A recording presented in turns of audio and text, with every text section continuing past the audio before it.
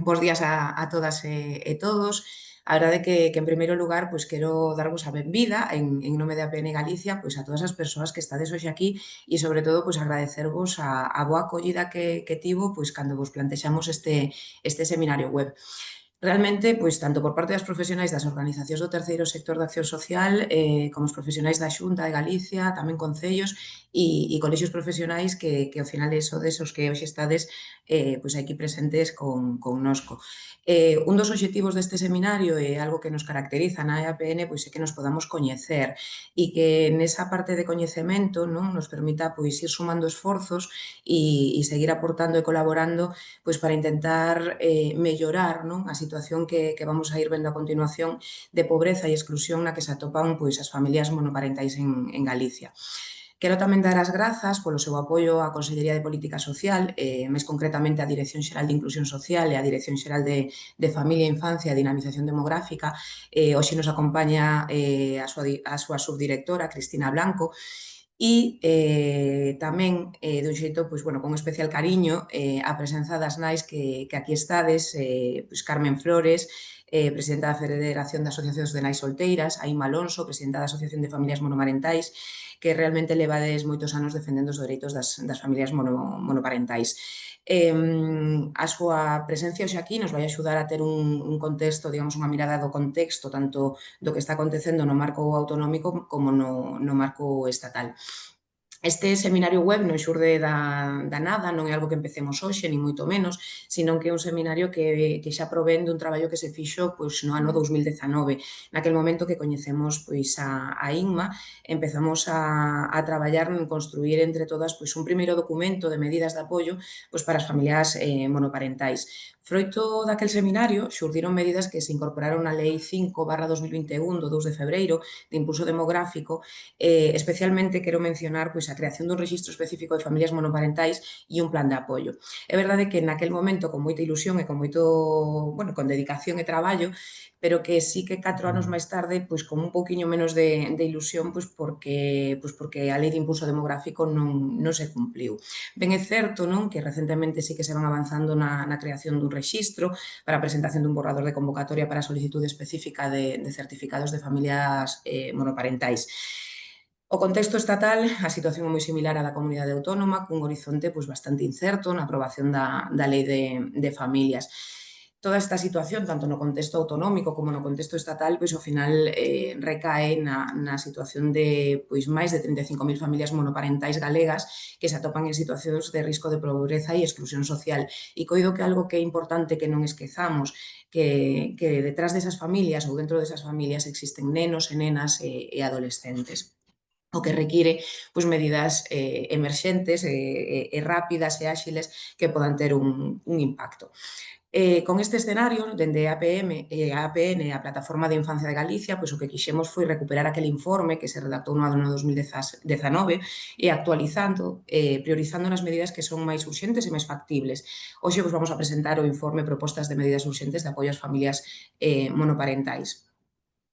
Non me vou a demorar moito máis, vou a dar paso a Mónica Viqueira, presidenta da Plataforma de Organización de Infancia de Galicia, con que realmente foi un placer organizar este seminario e compartir demandas e causas para que, bueno, elas tamén nos podan trasladar con máis detalle pois, nas causas que lles ocupan e nas que están traballando. Así que, pola miña parte, de novo, igual que comecei, darvos as grazas a todos por a vosa asistencia e agardo que sexa unha mañá fructífera de traballo.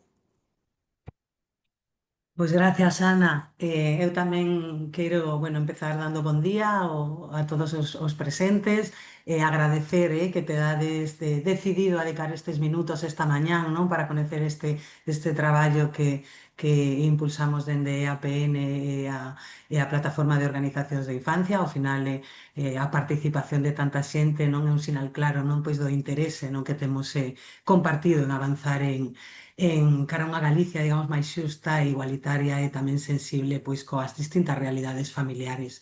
Dende a Plataforma de Organizacións de Infancia de Galicia, pois sí que queremos subliñar, non, pois a importancia de colocar a infancia e a adolescencia no centro das políticas. Ao final é o noso papel e pensamos que é importante tamén telo en conta, non, cando falamos pois, de modelos familiares. As familias monoparentais representan pois, cada vez unha realidade máis presente no noso territorio, unha realidade diversa que require pois, ser recoñecida, non valorada e tamén acompañada con medidas concretas. Os datos falan non por si sós. Un de cada 10 fogares galegos xa monoparental e máis da mitade destes fogares enfróntase a situacións de pobreza ou exclusión, non? Isto, pois, ao final significan pois serias dificultades para cubrir necesidades básicas, maiores obstáculos tamén para a conciliación e un impacto directo pois na saúde física e mental de moitos nenas e nenos. E aquí estamos nós tamén pois non para visibilizar pois a situación que padecen ao final nenas e nenos en familias monoparentais cando non teñen pois o apoio, non, que precisan. E por iso pois dende apoio pois suliñar, non, queremos un pouco pois reclamar tamén que as políticas públicas pois recoñezan plenamente a diversidade familiar, evitando estigmas, tamén evitando discriminacións e garantindo que todos os nenos e nenas e adolescentes, independentemente, perdón, da súa orixe ou da estructura da súa familia, pois podan crecer e desenvolverse nunha pois contorna segura, inclusiva e protectora para todos eles, non? Pensamos que é imprescindible implementar medidas específicas que dean pois resposta non ás necesidades reais das familias monoparentais, apoio económico, acceso á vivenda, recursos de conciliación, atención, no, que decíamos, á saúde mental e protección fronte pois, ás múltiples formas de vulnerabilidade que poden atravesar. Só así, pois, ao final podemos garantir pois, condicións dignas non para todos os nenos e nenas, non, que é o noso obxectivo principal, non dende apoio.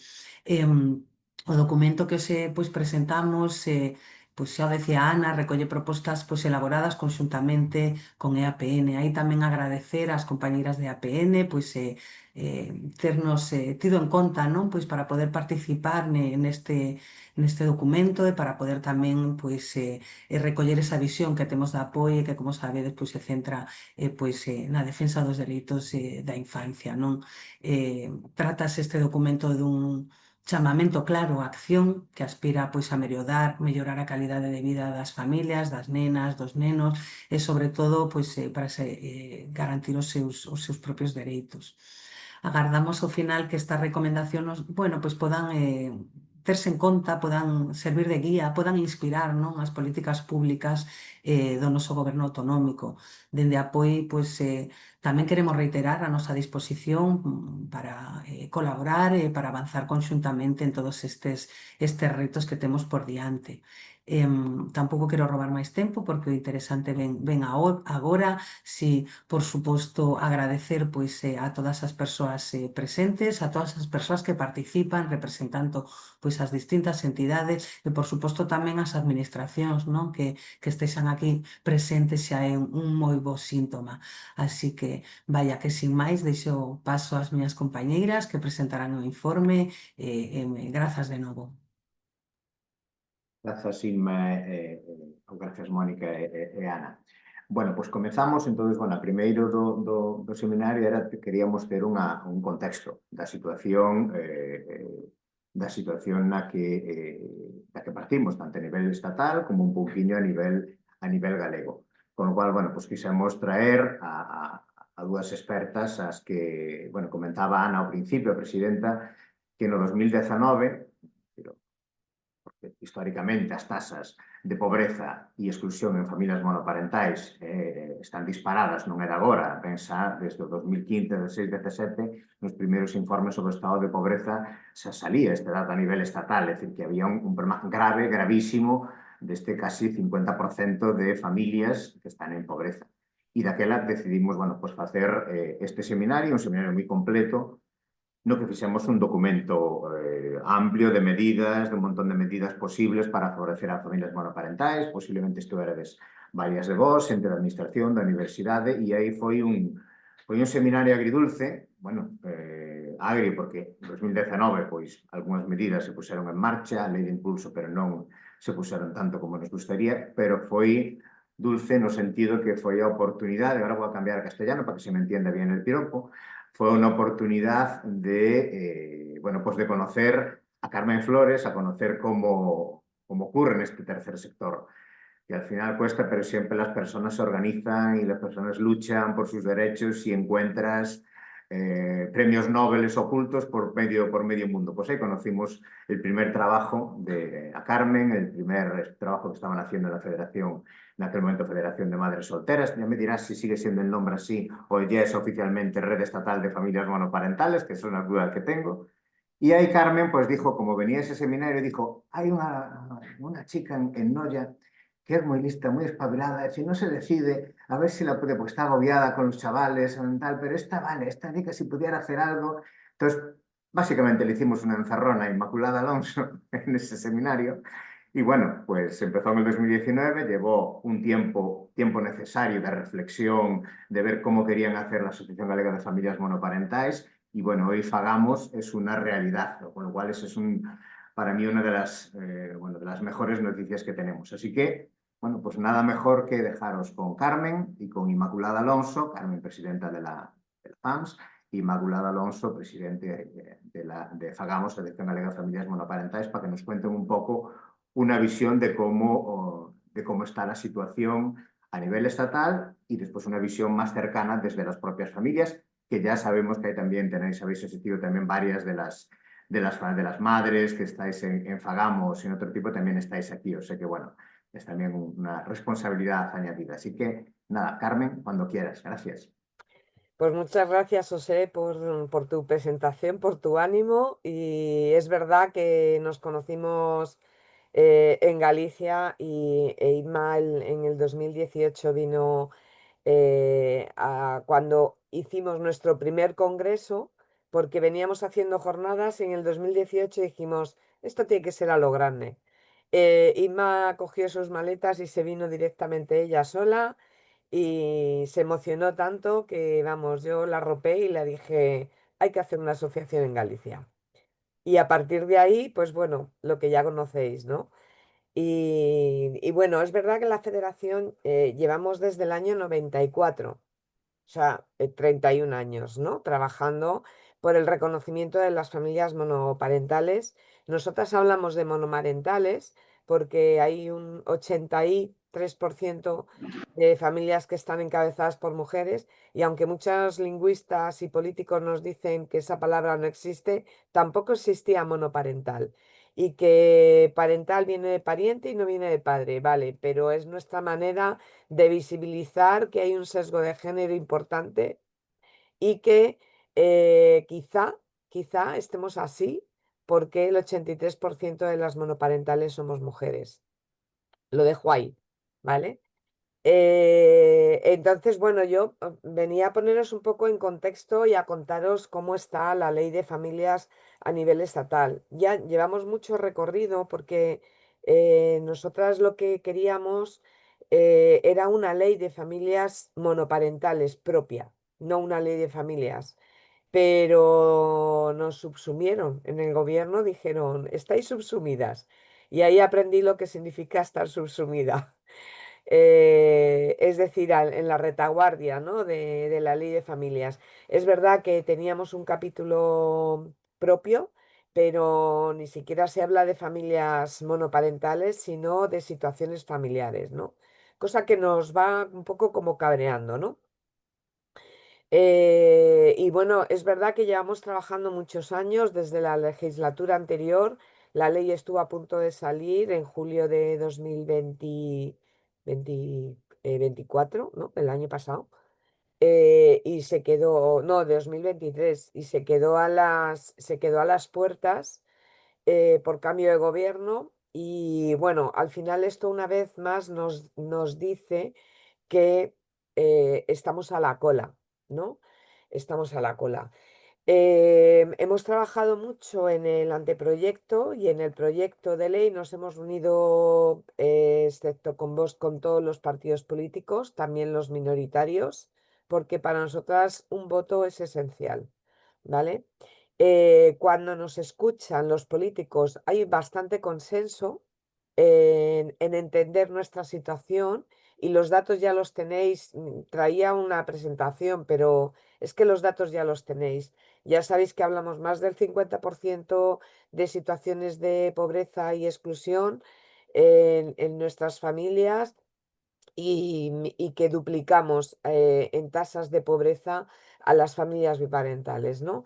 Entonces, partiendo de ahí, vosotros que además sois expertos y expertas en estos datos, pues lo que nosotras hacemos es usarlos, ¿no? Usarlos para denunciar cuál es la situación, y que esos datos de pobreza existen porque no hay una legislación específica que apoye a estas familias, ¿no? Cuando no hay una protección por parte de los gobiernos, pues ocurre que tenemos estas tasas de pobreza. Es que es así, no hay otra, ¿no? Entonces, claro, nuestro trabajo, ¿cuál es? Visibilizar, visibilizar, contar, decir, hablar con las madres, la propia red. En la federación somos 9 entidades, pero en la red somos 20, creo que ahora somos 24 entidades de todo el territorio español. Y en esas 24 entidades hemos consensuado además una definición, porque los políticos nos dicen, es que el problema es definiros. Como sois tan amplias, ¿no? Hay tanta variedad de monoparentalidad, y decimos, pues no hay problema, definimos, ¿no? Definimos, os damos la definición y a partir de ahí trabajemos, ¿no? ¿Qué ocurre? Que el anteproyecto de ley quedó en proyecto de ley, pero aún así sigue en el cajón. Se va ampliando el periodo de enmiendas a los partidos políticos. Ya nos hemos reunido 2, 3 veces con todos los partidos y algunos ministerios, pero no avanzamos ahí. ¿Qué recoge el proyecto de ley? Recoge una definición bastante bueno, una definición que tampoco se adapta a la nuestra, pero bueno, recoge una definición de familia monoparental, pero solo nos nombra en la definición, y en que habrá un reconocimiento a las familias monoparentales. El resto, como os he dicho antes, lo que hace es nombrar situaciones familiares, ¿no? Es verdad, conocéis que la monoparentalidad es muy amplia y que se puede acceder a ella a través de, pues, de no partir de un reconocimiento paterno, de que se produzca una separación, o una separación forzosa, o una separación por violencia de género, o una separación de mutuo acuerdo. em, o por viudedad, ¿no? Entonces, claro, es verdad que ahí las que peor estamos siempre somos las solteras, que somos las que no tenemos ese reconocimiento, ¿no? El proyecto de ley solo contempla protección a las familias monoparentales con 2 menores a su cargo, para reconocerlas como numerosas, algo que el gobierno desde 2008 dijo que las monoparentales con 2 hijos iban a ser consideradas familias numerosas. ¿Qué ocurrió? Que son las viudas. Las demás somos de menor categoría, parece ser, ¿no? Hay una discriminación clara por el estado civil, y esto no está resuelto todavía a fecha de hoy. Lo que sí que han hecho ha sido reconocer la protección a estas familias, a todas las familias monoparentales que tengan 2 hijos, en el proyecto de ley. Pero solo va a dar protección a estas familias, las que tienen un hijo o una hija, que somos el 70% de esas familias, quedamos fuera de protección. Nos definen, pero no se reconoce ningún beneficio ni ninguna protección, con lo cual las cuentas vuelven a no salirnos, ¿no?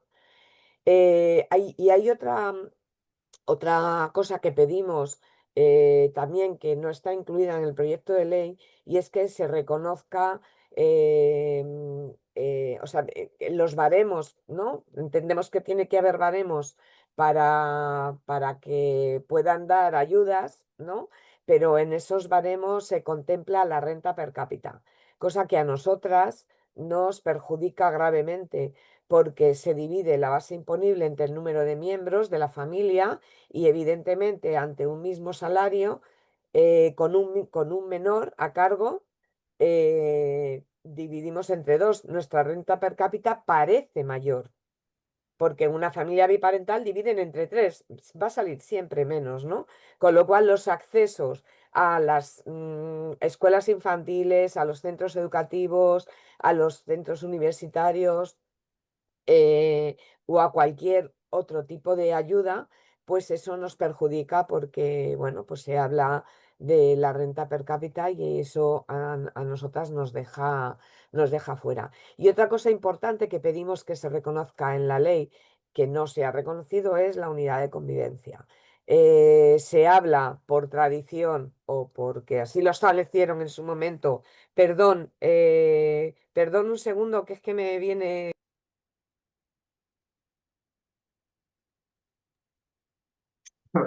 Díxonos que ocurriría, e isto é moi exemplar do que significa a vida dunha familia monoparental. Pois está chegando que lle ten que revisar o gas, non hai ninguén na casa porque están os fillos, entón ten que salir. Xa nos dixo que en algún momento tería. Así que este seminario este a monoparentalidade. Creo que lle está abrindo e que ven agora, e se non damos mira, creo que ven aí xa. Ves? Pois ala, aí movemos. Ya estoy, perdón, pero bueno, Monoparentalidad pura esto. Muy bien. monoparentalidad pura y dura, sí. Bueno, otra cosa que pedíamos era que, bueno, cuando se hablan las estadísticas se habla de hogares monoparentales. Nosotras pedimos que se hable de familias porque la diferencia entre el hogar y la familia es que en un hogar pueden convivir varias familias. Es decir, una familia monoparental puede vivir con su familia de origen, con otros familiares, con otras personas, que además las que están en esta situación son las más vulnerables. Las que están en peor situación tienen que compartir porque no les llegan los gastos. Y estas familias se quedan fuera de toda la protección a los niveles locales y autonómicos y por supuesto el estatal si sale la ley tal como está, ¿no? ¿Y eso a qué nos lleva? A que no se está contemplando. Eso pasó mucho cuando salió el ingreso mínimo vital, ¿no? Que decían a bombo y platillo, va a llegar a las familias monoparentales. Bueno, pues llegó al 1% de las familias monoparentales, porque efectivamente hay muchas que las que están en situación de riesgo de pobreza son las que están compartiendo vivienda, ¿no? Entonces, claro, como se pide el ingreso de todas las personas que conviven en el hogar, también estas familias se quedan fuera. O sea, por tanto, tenemos ahí una batería de discriminaciones de partida, ¿no? Que no nos hacen estar en la misma casilla. O sea, yo siempre pongo este ejemplo, ¿no? Estamos aquí, las monoparentales, las biparentales aquí. ¿Qué ha hecho la ley? Subir así. Pero nosotras, ¿qué queremos? Esto. O sea, es que queremos esto, queremos partir del mismo lugar y no lo están haciendo desde el momento en que no se reconoce esto. Hay una serie de medidas urgentes que se podrían hacer sin esperar a la ley, como son estas que os he ido contando, o incluso modificar la ley de haciendas locales. Hay comunidades que sí tienen beneficios para las familias monoparentales, que tienen un carnet reconocido con beneficios adjudicados a estas familias, pero no pueden hacer cierto tipo de descuentos como el IBI o o tasas municipales, porque en la ley de haciendas locales solo está descrito que esas bonificaciones vayan dirigidas a las familias numerosas. Yo creo que, a ver, no soy política, ni soy abogada, ni tal, pero yo creo que no sería muy difícil añadir y a familias monoparentales, ¿no?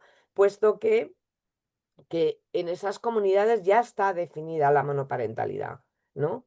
Entonces, bueno, pues sería bueno, ¿no? Yo aquí desde Galicia agradeceros a APN, APOI y por supuesto a Fagamos porque estáis haciendo mucha incidencia y eso ha hecho que al menos tengáis un reconocimiento, aunque es verdad que no está acompañado de medidas concretas, ¿no? En Madrid llevamos a las puertas desde la legislatura anterior, se quedó en el cajón con los carnés comprados, pero vino nuestra presidenta y dijo no. No vamos a reconocer a las familias monoparentales. Así que despidió a la gente que tenía contratada para tramitar las acreditaciones y así estamos, ¿no? Bueno, esto era una anécdota de aprovechar en Galicia que al menos sí que hay esa sensibilidad política, ¿no? Y al final yo creo que es cuestión de voluntad, ¿no? O sea, si hay voluntad política, se puede seguir adelante. O sea, yo creo que no, lo que no podemos es estar a la espera de que esos datos de pobreza sigan subiendo. De hecho, ayer estuve contrastando los datos y han vuelto a subir del año pasado ahora, ¿no? Han vuelto a subir, estaban en el 47 y volvemos otra vez a pasar a más del 50%. Entonces, o sea, yo creo que es urgente. O sea, es que llevamos 31 años en la federación y todavía no lo hemos conseguido porque no tenemos padrinos y madrinas. En ningún gobierno nos da igual. Nosotras decimos que no somos de ningún color. Lo que necesitamos es que haya esa empatía y esa voluntad política, porque hay comunidades que lo han hecho. Entonces, si hay comunidades que lo han hecho, eso significa que se puede hacer. Entonces, abogamos por supuesto, al gobierno a que avance en esta ley, pero es verdad que nos toca una legislatura complicada y no están saliendo las cosas como estaban previstas. Y abogamos también a las comunidades autónomas a que tengan bueno, esa voluntad política. Y yo creo que con esto, si tenéis alguna duda, me decís, Sara, me voy a levantar un segundo y le doy paso a Inma para que continúe. Vale, gracias Carmen. No, no, luego ya en el diálogo ya tenemos tiempo para preguntas y para hacer, y si no estás en ese momento, te las transmitimos sin problema para que quedaran solucionadas. Inma, cuando quieras. Hola, aquí estoy. Buenos días a todos y a todas. Bueno, me dejasteis descolocada con esta introducción, haciendo mención a mi persona que no esperaba y que, bueno, agradezco. Soy lista y espabilada, pero soy más trabajadora, si os sé. Efectivamente, fue una encerrona que me hicisteis en el año 2019, creo que fue, y bueno, de la que me siento realmente agradecida de esa encerrona porque fue el espaldarazo que hacía falta, ¿no? Para que Fagamos saliera a la luz y para que las familias monoparentales gallegas tuviéramos una representación que no había. Yo me fui efectivamente, como dice Carmen, con, bueno, no maletas, porque me fui un fin de semana solamente, con una bolsa de mano, dejándole a los mellizos que tengo, a mi madre. Me fui a Madrid, viajando toda la noche y no me quiero emocionar porque yo soy muy llorona con estas cosas, pero me fui precisamente porque buscaba algo que no había en Galicia. Era información, era conocer otras familias monoparentales como la mía, era asesoramiento. Empecé a ver tantas cosas que no entendía de discriminación, de falta de equidad, de falta de datos, de información y todo, que dije, alguien tendrá que saber de esto en Galicia. Y no encontré esa información en su momento. Y fue lo que me impulsó a ir a Madrid porque vi que había una federación, que había algo allí y a ver si me enteraba. Y me enteré.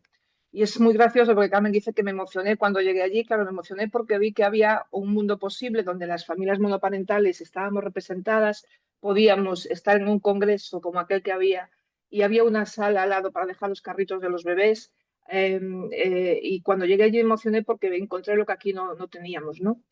Y es curioso porque este fin de semana venimos de Expo Familia en Orense, que bueno, fue de las muchas actividades que hacemos para dar visibilidad a las familias monoparentales.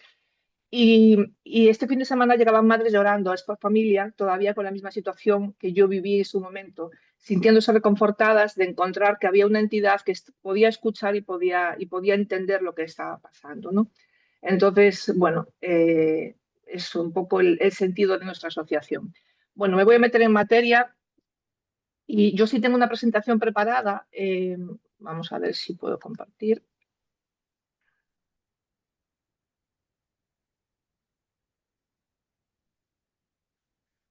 Vale. La estáis viendo ya, supongo, ¿no? A ver.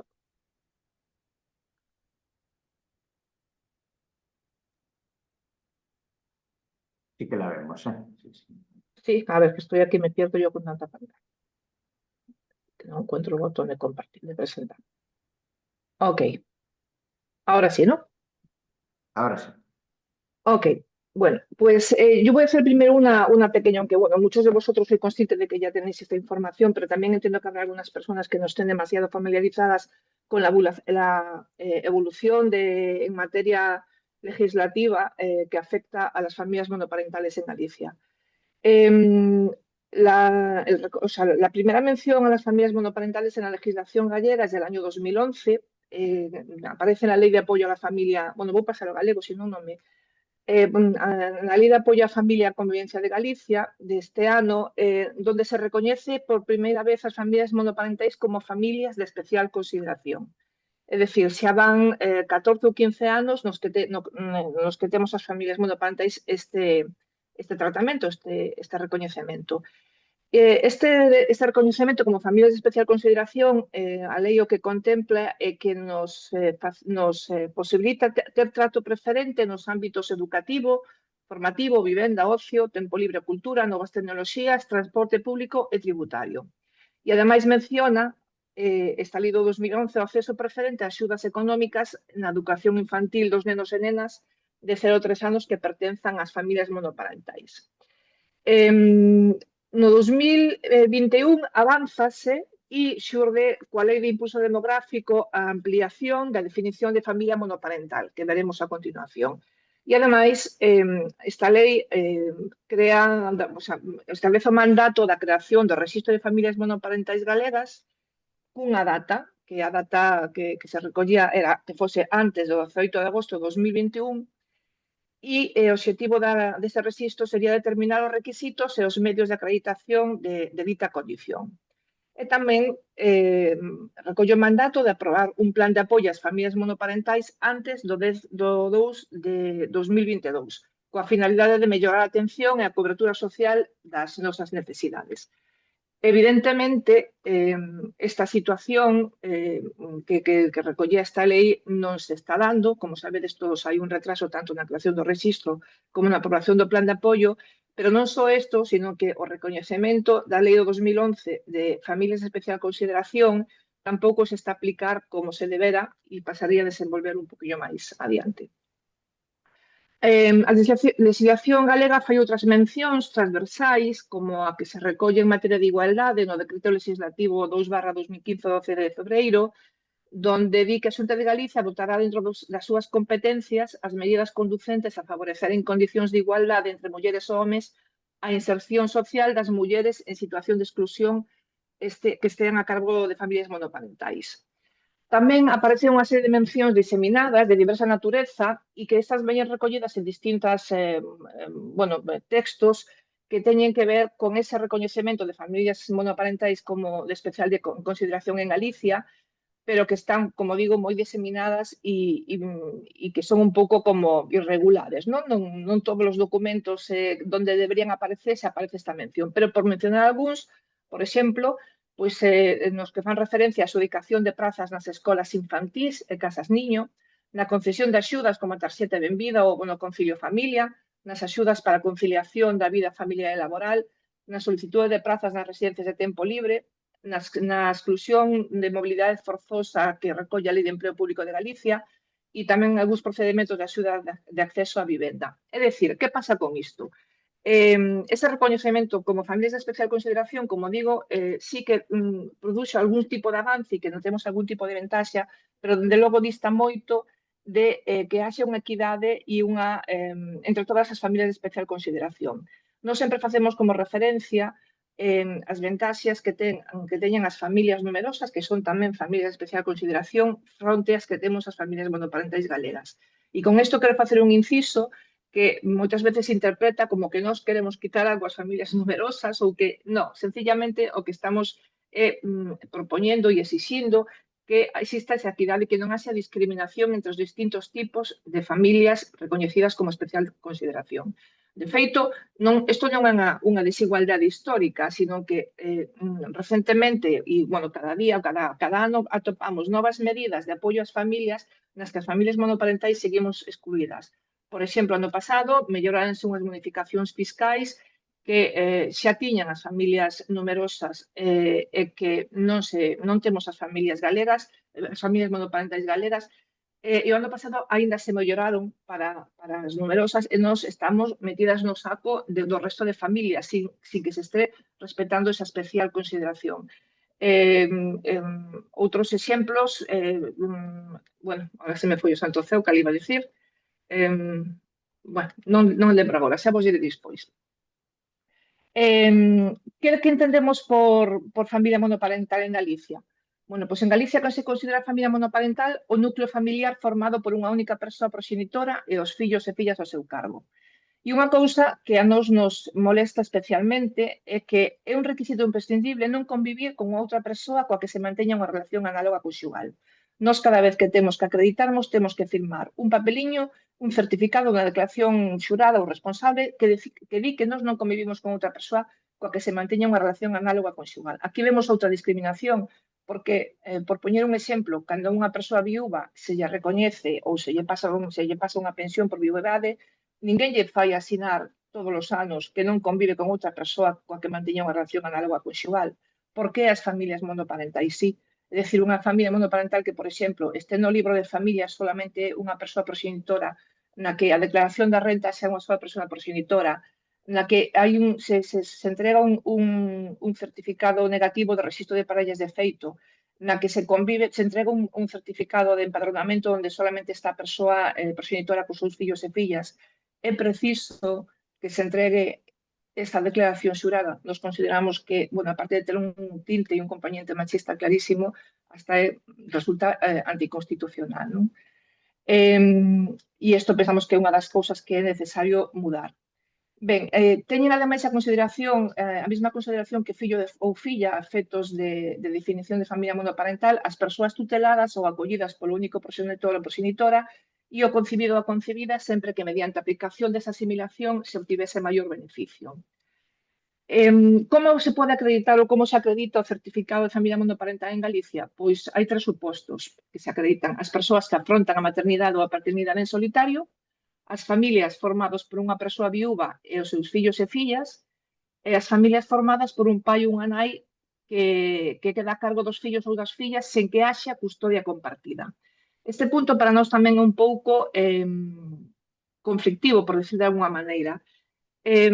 Nos entendemos que todas as familias, cando se produce unha separación ou un divorcio, evidentemente se produce unha situación na que se produce un desequilibrio ou se desestabiliza a economía da familia, se producen dificultades de conciliación, pero nós pensamos que non deberían estar recoñecidas como familias monoparentais solamente polo feito de que haxe unha custodia compartida.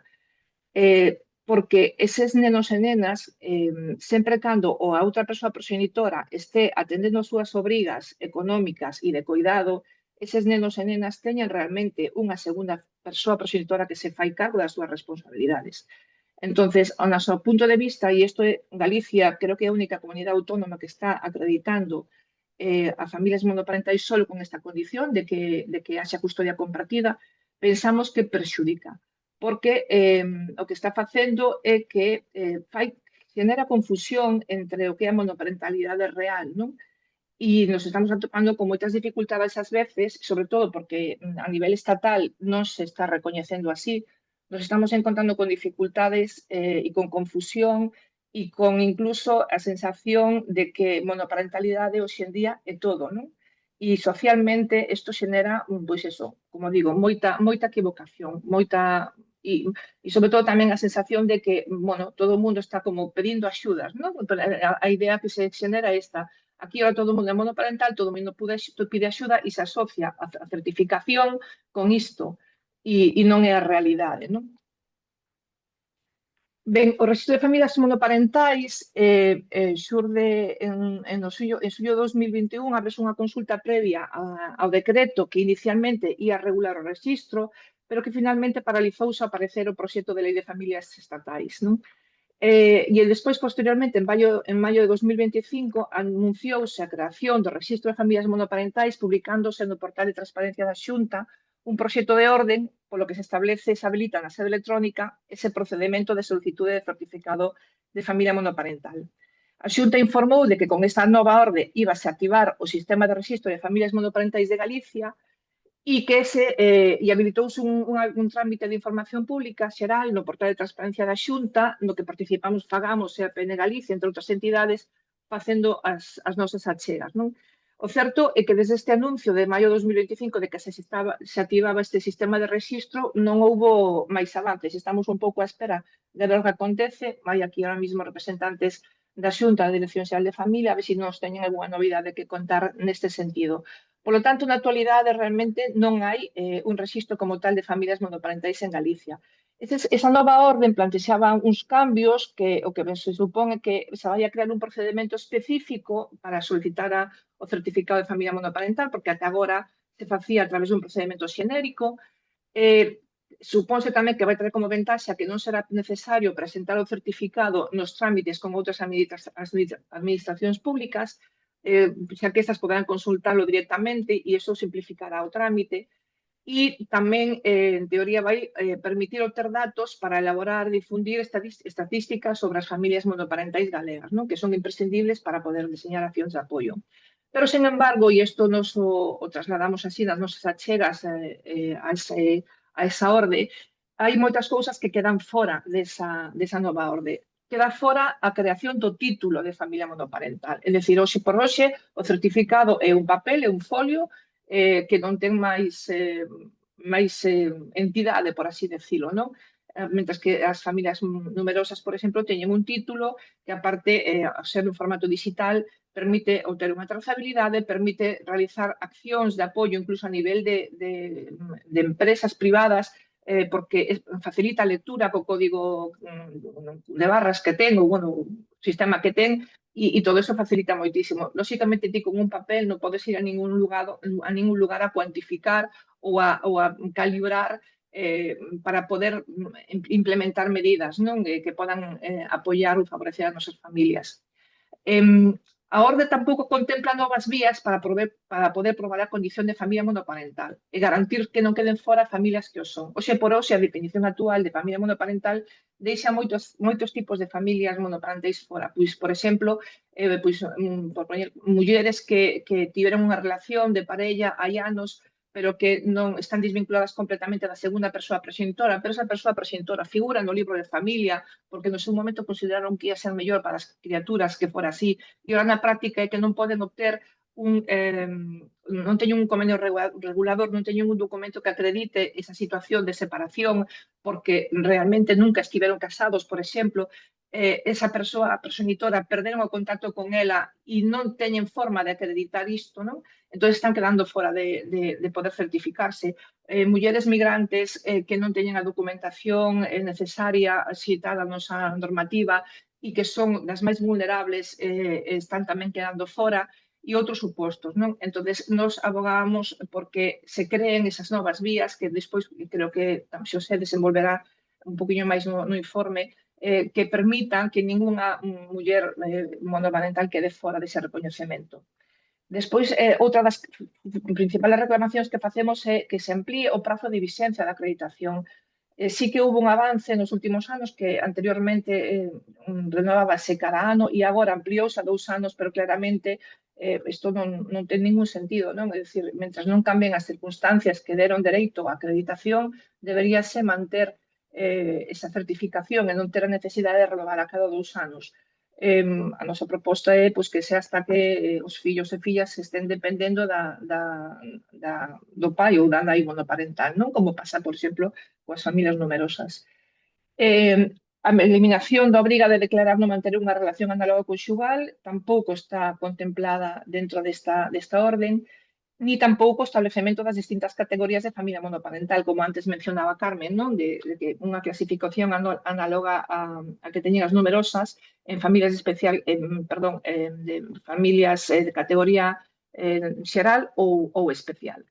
Ben, creo que xa vou mal de tempo. Vou a facer así unha pequena aproximación aos datos das familias monoparentais en Galicia. Antes Carmen falaba de que os datos tanto do IGE como do INE fala de fogares monoparentais. Eu apunto, ademais, que o dato de fogares monoparentais non solamente non recolle a esas familias que comparten fogar con outras persoas porque non teñen ingresos para ter a súa propia vivenda, sino que tamén están incluindo os casos que falaba antes, familias separadas que conviven os fillos cos pais separados, están contabilizándose tamén como familias, como fogares monoparentais. Por lo tanto, este dato que aporto agora é un dato aproximado, orientativo, en base ao que nos aporta o IGE, ¿no? Tendo en conta esta definición de fogar que non é o mismo que a unidade familiar monoparental. Entonces, as cifras son que hai 114.506 fogares monoparentais en Galicia, supoñen un 10,38% dos fogares galegos, e a distribución por provincias, fundamentalmente o peso deles está nas provincias de Pontevedra e de A Coruña, un poquinho máis na Coruña, con 44.000 fogares monoparentais, casi 45.000, en Pontevedra 41.000 fogares monoparentais, e Ourense e Lugo están bastante equiparados con 14.200 e pico fogares monoparentais cada provincia. E aquí é un dato que me quero facer, perdón, que me salto, mención con respecto aos datos de certificados de monoparentalidade emitidos. En teoría, a certificación debería ser o que recoñeza, o que cuantifique se houbera ese registro e se estuvera todo isto posto en marcha realmente as familias monoparentais que existen en Galicia. Estes datos que aporto agora non son datos oficiais porque non están publicados, bueno, oficiais son porque son a fonte da Dirección Xeral de Familia, pero en declaracións que nos fomos recollendo en distintas oportunidades, pero non están publicados en ningún sitio, non? E fala de que no ano 2020 certificáronse en Galicia 558 familias, no ano 2021 1.495 familias e no ano 2024 6.000 familias. De todos os xeitos, creo que está a subdirectora xeral aquí, a mellor nos pode contrastar esta información, porque, insisto, eu recollín de declaracións feitas por persoas da Dirección Xeral de Familia, pero non están publicados en ningún lugar. Outra das cuestións que ocorren é que estes datos non temos información desagregada, desglosada por orixe de monoparentalidade. É dicir, dos tres tipos de familias monoparentais que se certifican en Galicia non sabemos a proporción deles ou como se distribuyen cantas certificacións hai de cada tipo, non? E aquí tamén unha mención que hai un dato que eu escoitei unha vez e que me resulta bastante preocupante oílo, e é que foi nunha comisión parlamentaria de política social, que recordar por unha diputada do Partido Popular, falando en relación á lei de familias estatales, estabanse argumentando que Galicia era a única, facendo incidencia en que Galicia era a única comunidade que estaba recoñecendo as familias monoparentais, as familias que son separadas con custodia total, que comentaba antes, e falaba de que hai 2.000 familias separadas con custodia total recoñecidas como monoparental en Galicia. A min isto preocupoume especialmente porque se de 6.000 certificadas 2.000 son dese tipo, baseándome no que comentei antes, preocúpame bastante e é, de feito, unha cousa que nos constatamos cando saímos á rúa e é que non está chegando a información de como certificarse as familias máis vulnerables, non? Ou as familias que realmente nos entendemos como que son monoparentais. Claramente, é dicir, a falta de acceso á información, a falta de recursos, ou despois explicarei o no da monoparentalidade, as circunstancias que levan a que non chegue esta información, non? E me parece moi preocupante, é dicir, a porcentaxe de familias certificadas é moi baixa e dentro desas as tipoloxías certificadas pois non representan a realidade da monoparentalidade. Bueno, se falamos de pobreza, ainda que despois Xosé e máis Inés avanzarán nestes puntos, Sí que é significativo mencionar que hai dous factores que son claves, non? para a pobreza dos fogares monoparentais en Galicia. Primeiro, o incremento de pobreza nos fogares con menores, que pasou dun 24,4% a un 27,1%, e o outro factor fundamental é o aumento do risco de pobreza nas mulleres, que está 2,5 puntos por riba dos homes, 20,6% frente a un 18,1%. Tendo en conta que 80%, máis do 80% dos fogares monoparentais están encabezados por mulleres, claramente isto nos afecta, non? A taxa de risco de pobreza e exclusión social, a taxa AROPE, é dun 50,3% no ano 2024, frente a un 25,8% do total da población, non? Isto supón que hai 35.725 fogares monoparentais galegos que se atopan en risco de pobreza e exclusión social. Ademais, o 66,3% dos fogares monoparentais galegos manifestan chegar con dificultade a fin de mes. E isto supón a porcentaxe máis alta de todos os tipos de fogar. Entonces, a conclusión é que, hoxe por hoxe, as familias monoparentais somos o paradigma de vulnerabilidade e de risco de exclusión social atendemos ao tipo de modelo de familia. Ben, mencionábamos o nó da monoparentalidade. Este concepto, o nó da monoparentalidade, perdón, é un concepto que pareceu que o extraín dun documento da Federación de Asociacións de Familias Monoparentais estatal, que realizou un programa que se chamaba Saludable e, bueno, elaborou unha proposta de boas prácticas no acompañamento a mulleres responsables de familias monoparentais, non? E trasladaba que as principales dificultades das familias monoparentais, que son perfectamente extrapolables a Galicia, pois son a falta de recoñecemento e protección, a desigualdade de dereitos, a empregabilidade e conciliación e a confluencia de feminización e pobreza. As faltas de política de conciliación e de cuidado á infancia, sumadas á escasez de tempo que temos as familias monoparentais, a falta de acceso a recursos de cuidados, a escasez de recursos económicos, as dificultades para acceder ao emprego que levan ao desemprego e á precariedade, e o feito de ser un único de sustentador e cuidador, o que fan é crear ese nodo do que é moi complicado sair, non? Entonces, como estamos traballando desde Galicia para intentar solventar estas cuestións? Bueno, pois en Galicia a representación das familias monoparentais, a parte de Fagamos, que xa introducín un poquinho antes, que, bueno, como naceu e con quen somos, hai que mencionar tamén a Asociación Madres Solteras por Elección. Esta é unha entidade a nivel estatal que ten moitas socias, ten 3.000 socias a nivel estatal, que ten tamén representación en Galicia e veñen traballando tamén aproximadamente desde o mismo ano que Fagamos en Galicia. E decir que estamos representadas tamén ou formamos parte, as familias monoparentais, da Plataforma de Organizacións da Infancia de Galicia, da POI, non? Fagamos ten tamén un integrante, un representante no Consello Autonómico de Infancia e Adolescencia, na CAIA, da Xunta de Galicia, para dar voz aos rapaces e aos rapazas das familias monoparentais galegas, e a nivel estatal pertencemos á Federación de Familias Monoparentais e tamén a redes de entidades de familias monoparentais. Que estamos facendo, como estamos traballando? Isto, digo así, vou contar un pouco rapidamente para que saibades, porque xa vou mal de tempo. Desde Fagamos estamos intentando poñer en marcha un programa de información e asesoramento a familias monoparentais, porque o que observamos é que, aparte de todas as problemáticas que xa mencionei, a dispersión xeográfica é un inconveniente tamén moi grande en Galicia para poder obter información e para poder crear redes de apoio.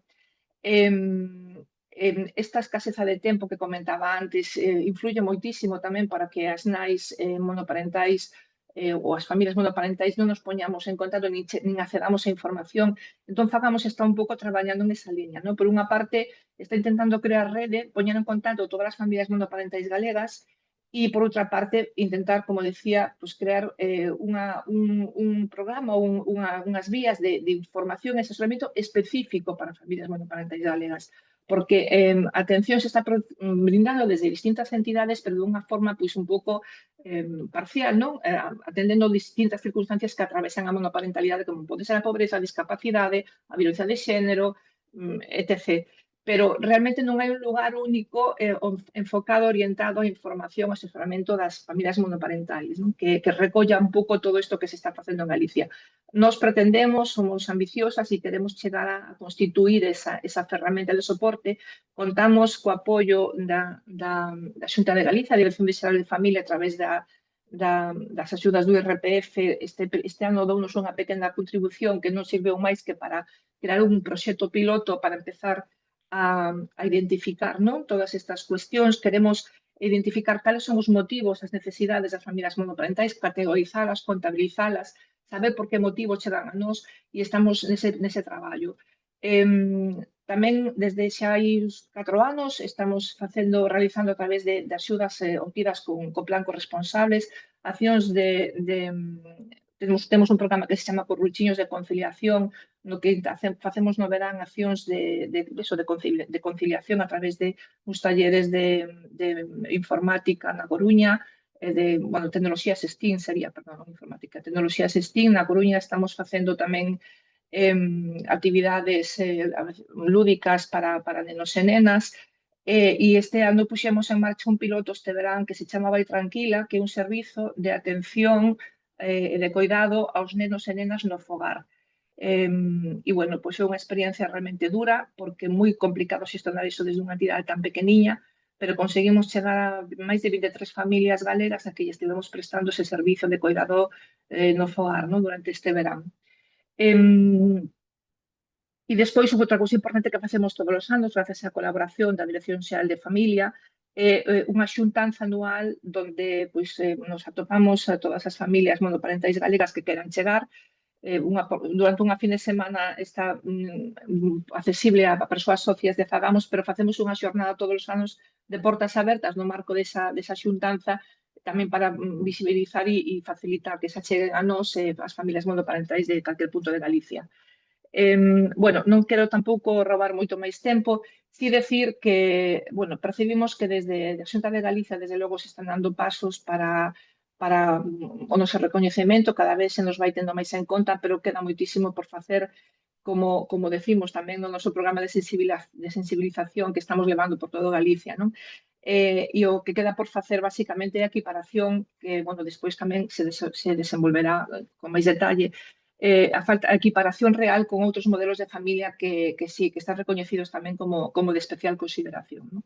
Entonces, non vou a dicir moito máis para non roubar máis tempo, pero, bueno, pois decirvos a todas as entidades que estades aquí que estamos abertas a coñecervos, a que nos coñezades un poquinho máis.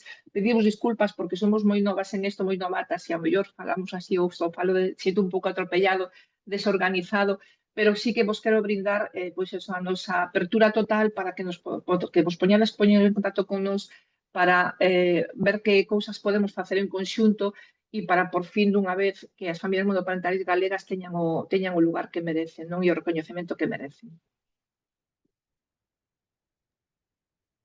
Vale, pois gracias, Inma. E bueno, se desas de compartir, porfa, xa retomamos a... Bueno, pois a idea, agora, despois desta presentación de Carmen e Inma, na que queríamos dar unha visión, un contexto da situación, bueno, pois vamos a presentar brevemente, bueno, que pretendíamos con este informe, que presentamos hoxe, de propostas de medidas urxentes de apoio ás familias monoparentais. Porfa, Clara, se podes poñer a presentación, a nosa, xa me vou referindo. A razón de facer este documento, é dicir, vos comentábamos, no 2019 fixemos un seminario, a partir dese seminario, con cerca de que participaron alrededor de 80-90 personas. Bueno, pois fixemos con todo tipo de responsables un documento moi completo con distintas líneas de intervención. Nos salían daquela cerca de 45 medidas posibles de apoio a familias monoparentais, ou que existían outras comunidades, ou que se podían facer nesta. Bueno, era un documento completo. Como comentamos todo este proceso, pois fomos intentando durante estes anos de incidencia, bueno, pois iros propoñendo, tratando de poñer en marcha.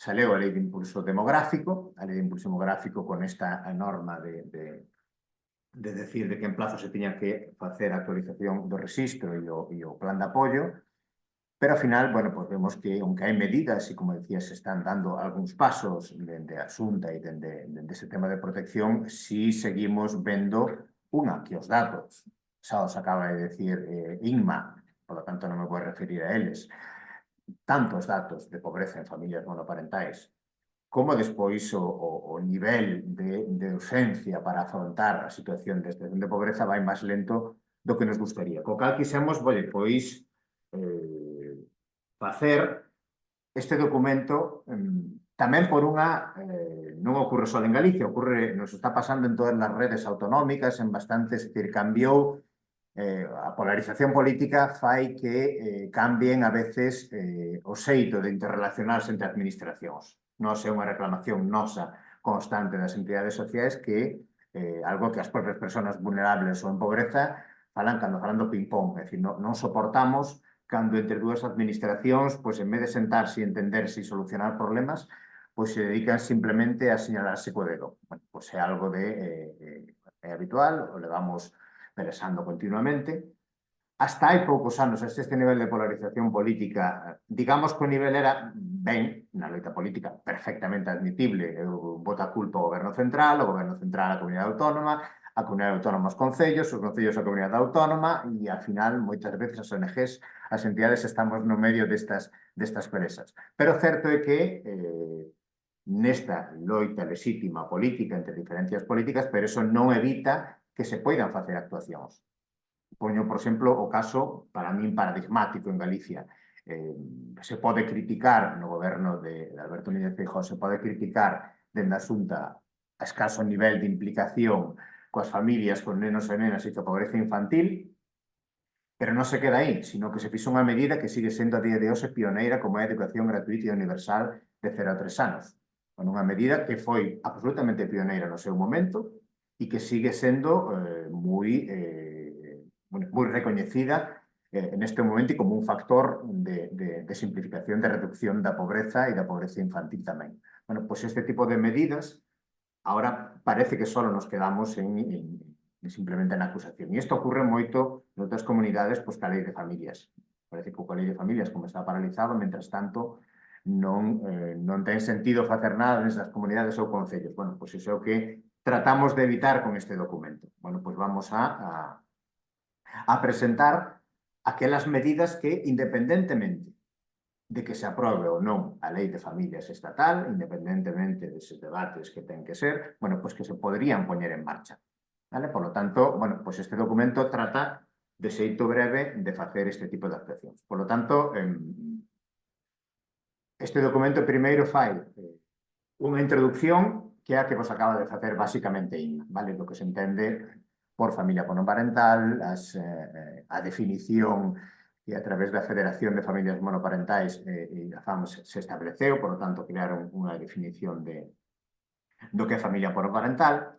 Pasa, por favor, Clara, a presentación. Fai os datos de pobreza e de que afecta a pobreza tanto a nivel estatal, os datos que xa dixo Inma, esta idea de que 82% dos fogares monoparentais están encabezados por mulleres e cos últimos datos o nivel de pobreza, ao contrario que no conxunto dos datos de pobreza en todo o Estado que disminuíron no último ano, disminuíron en prácticamente todos os tramos de idade e tipos, excepto en familias monoparentais, onde aumentou ao 50,3% a superar de novo. Vale, pasamos, por favor. En Galicia, bueno, esta cifra xa dixo Inma, os 35.000 fogares monoparentais con todas esas prevencións que facemos da necesidade da mellora estadística e que é unha das 7 principais demandas da mellora da información estadística e da información de base para estas familias. 35.000 fogares. Non sabía a información que comentou Carmen antes de que o 70% das familias monoparentais teñen un neno ou unha nena. Por tanto, fíxeme aquí un cálculo no Excel, porque, ao final, bueno, tirando polo baixo, pois me sale que con 35 familias monoparentais en risco de pobreza, como mínimo estaríamos falando de 46.400 nenos, como mínimo, tirando moi polo baixo, de 46.400 nenos e nenas que estarían tamén en situación de pobreza. As tasas de pobreza infantil en España e en Galicia, aínda disminuindo, especialmente en Galicia no último ano, pero son tan altas respecto a outros países da Unión Europea e unha das razóns é a escasa protección deste tipo de familias monoparentais, porque só en Galicia, e iso me digo, como mínimo, pues nos saldrían 46.000 nenos e nenas que estarían en situación de pobreza. Vale, pasamos a seguinte. Entonces, bueno, pues nesta situación estamos. O primeiro é que intentamos, cando empezamos a facer este documento coa plataforma, é, vale, esta idea, forza. Vale, a lei de familia está estancada. Moi ben. Hai que pelesar, hai que estar a situación política que é, vamos conseguindo algunha das medidas, como a ampliación dos permisos remunerados de nacemento e cuidados hasta as 32 semanas, pero isto non debe ser excusa, esta limitación, esta parálisis da lei de familias para poder actuar en diversas comunidades autónomas. E no documento ides ver que hai unha primeira parte na que nos dedicamos, este é un traballo que fixo sobre todo Adrián, un compañero que estuvo con nós o ano pasado, Adrián Álvarez, o cal é agradecerlo o seu traballo porque fixo un buceo específico pois por aquelas leis de familias monoparentais que se existen noutras comunidades autónomas, que non quedaron paralizadas porque estea paralizada unha lei estatal. Non, se pode legislar e facer leyes específicas como en Asturias, como en Murcia ou como a Rioja. Se está regulado e xa está en marcha en Aragón, en Asturias, en Cantabria, Cataluña, en Valencia, Murcia, Navarra e a Rioxa, e hai outras comunidades autónomas que tamén están avanzando a distintas velocidades, pero que tamén dando pasos en este sentido. Andalucía, Madrid ou Castilla e León. Ou Euskadi, comento Euskadi por final porque no 2021 me acordo que participei nun seminario en Euskadi sobre o modelo innovador que en Galicia se estaba facendo sobre as familias monoparentais, presentando as propuestas. Porque en Euskadi, sorprendentemente, non había nada, estábamos moito máis avanzados.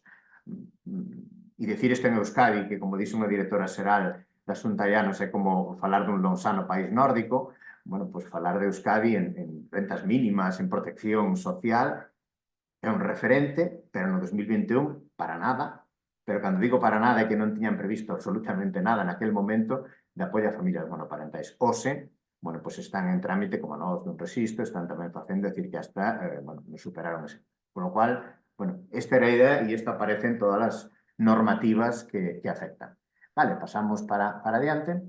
E finalmente, pues, chegamos ao que, bueno, pues, o que o Marco de aquí estábamos ilusionados no seu momento por conseguir que na lei de impulso demográfico non só pusera medidas de apoio a familias monoparentais, sino que recolle bastantes medidas e demandas das entidades sociais, PN e de outro tipo de entidades, en eidos como vivenda, como emprego, bueno, cunha idea, hasta no prólogo aparece unha frase que non sei que decíamos ben a dicir que, ao final, o segredo para o impulso demográfico de Galicia é basicamente que valga a pena vivir aquí, que valga a pena nacer, vivir e despois envellecer dignamente. Bueno, pues eso aparece e eso reporta especificamente bueno, estos 4 anos de retraso, tanto no plan de apoio como no registro. Cometimos un erro de incidencia estes anos que teño que recoñecer tamén públicamente, que foi creernos que era secuencial, é dicir, que primeiro tiña que estar o registro, basicamente, e despois, pois xa nos poñíamos co plan de apoio.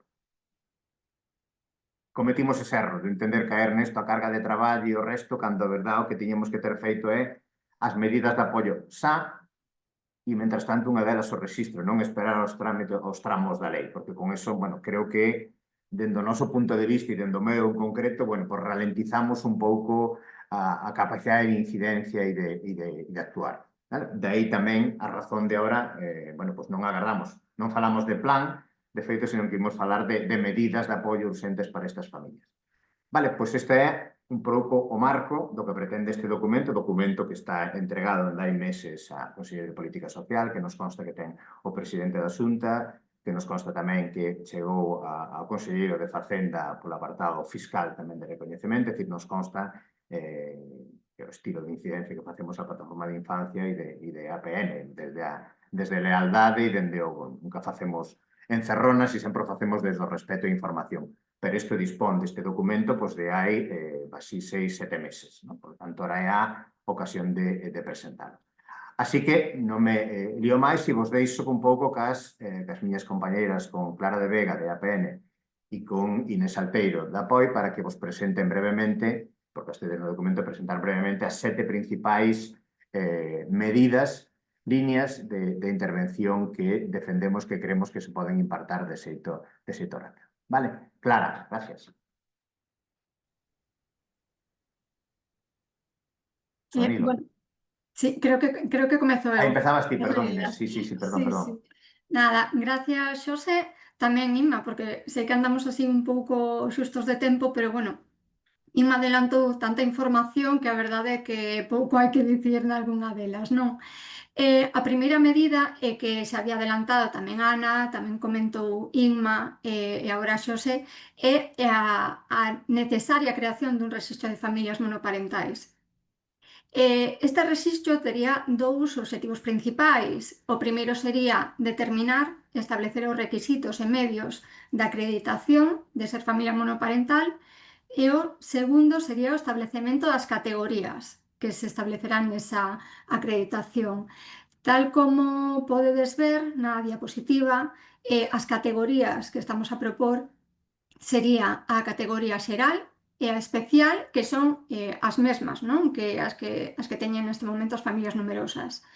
A categoría xeral sería para familias monoparentais cun fillo e a especial sería para familias monoparentais con 2 ou máis fillos.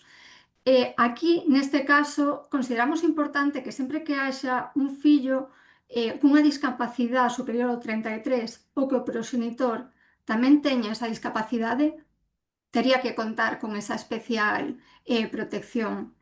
Por outra banda, é que vemos necesario de cara á reducción da pobreza, porque xa falábamos antes dos altos índices de pobreza en estas familias e pobreza infantil nestas familias, sería que aínda as familias que están consideradas nesta categoría xeral se teñen unha situación de especial vulnerabilidade poidan contar con esta especial caracterización.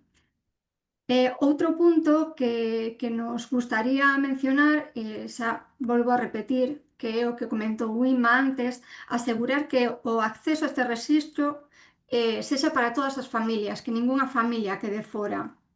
Para isto consideramos que un punto importante sería incrementar a publicidade para todas as familias, porque sí que normalmente estas familias son as máis vulnerables e non sempre lle chega toda esta información, non?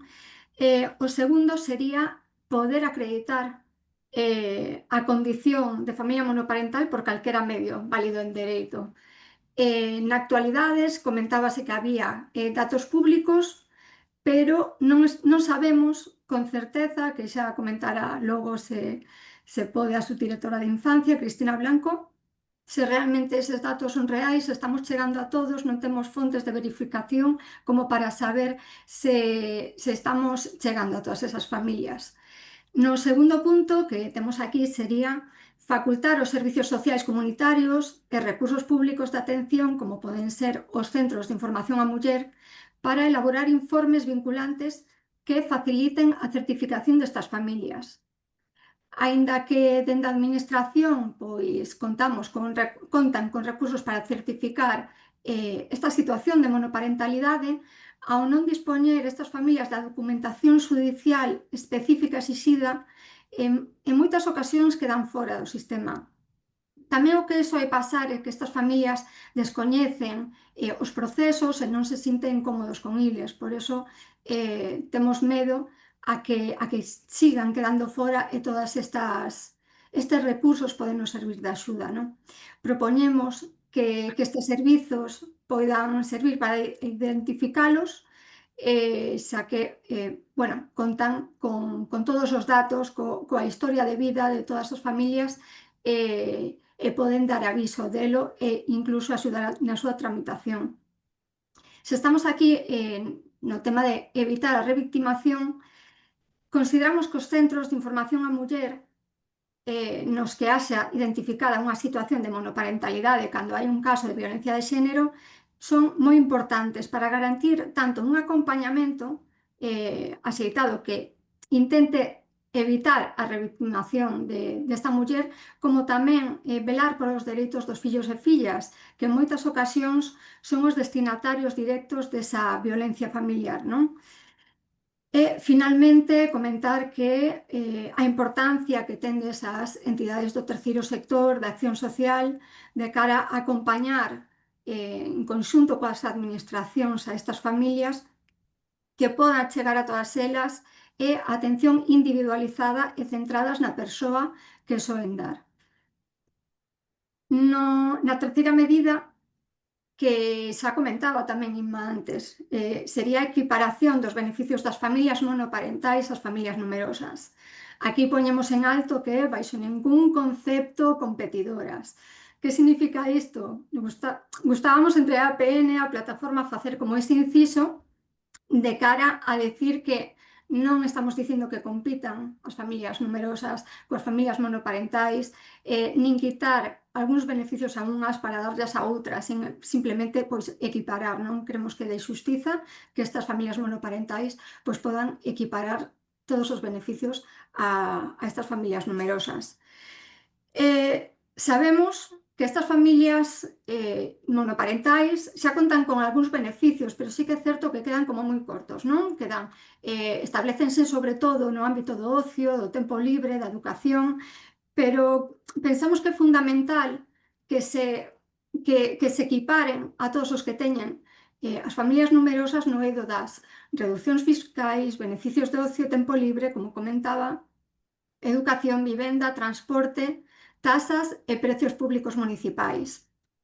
É importante tamén dicir que hai outras comunidades autónomas que xa están levando a cabo, como pode ser a Comunidade Valenciana, La Rioja, a rexión de Murcia, e aproveitando a experiencia que temos coas familias monoparentais, creemos que é importante, como comentaba antes, de xustiza, ademais que xa aparece recollida na legislación, así que sería dar como ese pasiño máis, que sabemos que a veces é moi difícil, pero bueno, sentar as bases tamén en Galicia a nivel legislativo é real para que isto se leve a cabo. Estas serían as 3 primeiras medidas. Agora, bueno, a nosa compañeira Clara de APN contará o resto. Moitas grazas.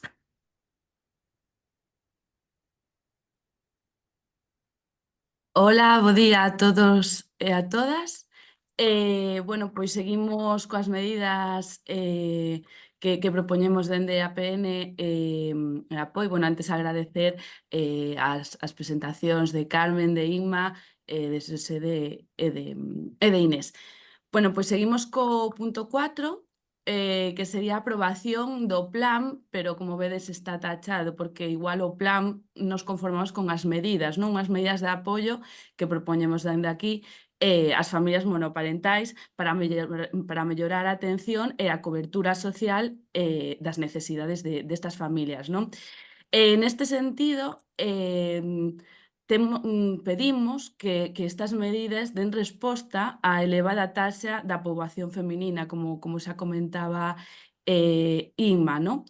A día de hoxe, bueno, según os datos do INE de 2023, en Galicia hai un 20,6% de mulleres en risco de pobreza frente a un 18,1%, son 2,5 puntos por riba. Entón, pois incidimos que se poña o foco na fenda de xénero nestas aprobacións de medidas.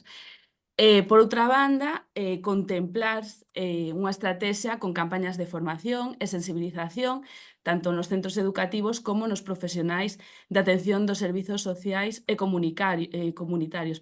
Neste último punto, os profesionais dotalos de ferramentas de asesoramento para que pois eso, asesoren as persoas que podan entrar nalgún suposto a hora de acceder a solicitar o certificado de familia monoparental, non? O que falábamos de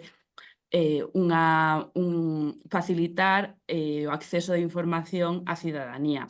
Neste sentido, tamén incidir en pois que se leven a cabo campañas de promoción do rexistro, non? Con unha información útil sobre as vías para a hora de solicitalo, e que e que chegue a información a maior persoas posibles e bueno, pois ter unha equidade no acceso á información, sobre todo de cara ás familias máis vulnerables, non? Que moitas veces pois teñen esa dificultade para poder acceder á información. E, por último, a implicación, ademais dos diferentes departamentos do Goberno galego, non só da Consellería de Política Social, pois a implicación da Federación Galega de Municipios e Provincias e administracións locais e tamén as entidades do terceiro sector, non? Como dicía Inés, pois as entidades do terceiro sector teñen un coñecemento moi amplo sobre as situacións das familias monoparentais, co que pois poden facilitar e axilizar un pouco os trámites. A quinta medida sería un aumento de medidas de protección específica na renda de inclusión social de Galicia, RISGA, e no ingreso mínimo vital. Bueno, na prevista modificación da Lei de Inclusión Social de Galicia nos pedimos que haxa esa complementariedade, non? Entre a RISGA e o ingreso mínimo vital.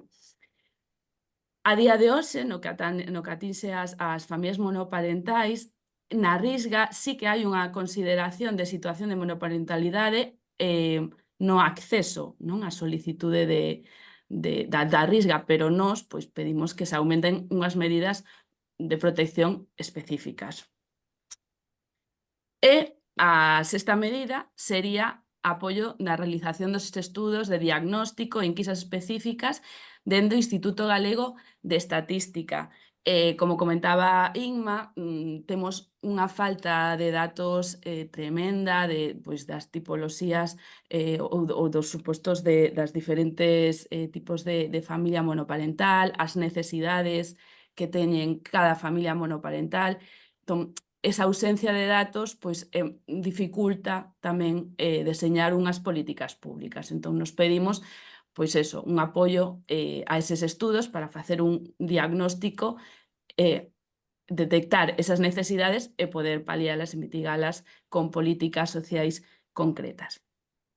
E xa dou paso agora a Xosé, que remata coa última medida.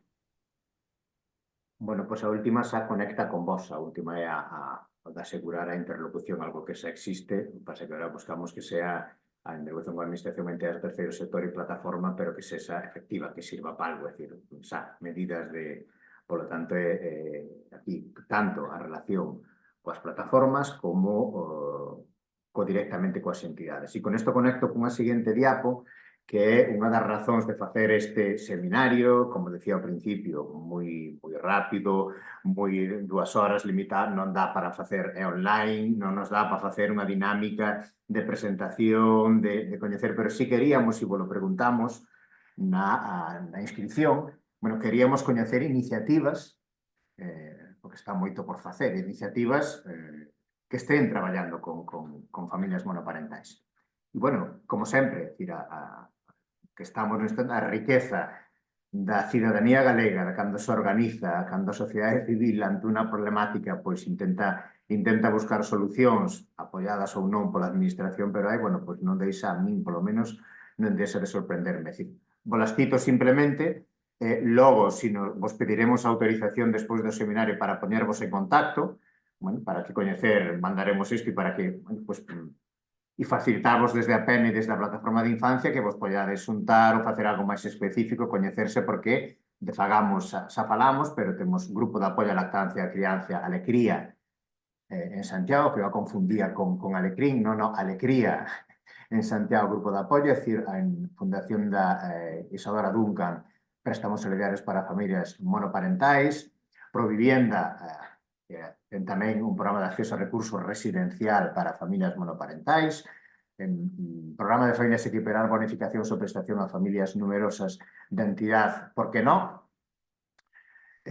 Proxecto Familia Educa, actividades socioeducativas para familias en risco de exclusión e conciliación, o programa Beiro de Cáritas, que está tamén aquí Eva hoxe aquí, que foi para nós, cando fixemos no 2019, pois era un programa xa daquela innovador porque era prácticamente o único que existía no barrio de Fontiñas en Santiago, o traballo de un equipo de Xavier e de Eva, de un equipo de profesionais dando, bueno, ali empezamos a coñecer e foi a utilidade enorme de seguir e que siguen traballando este programa Beiro dentro de Cáritas, non sei se diocesano interparroquial, pero dentro de Cáritas Santiago, o pois é un traballo. E o mesmo tamén programas e profesionais para axudar coa conciliación para a formación de diaconía.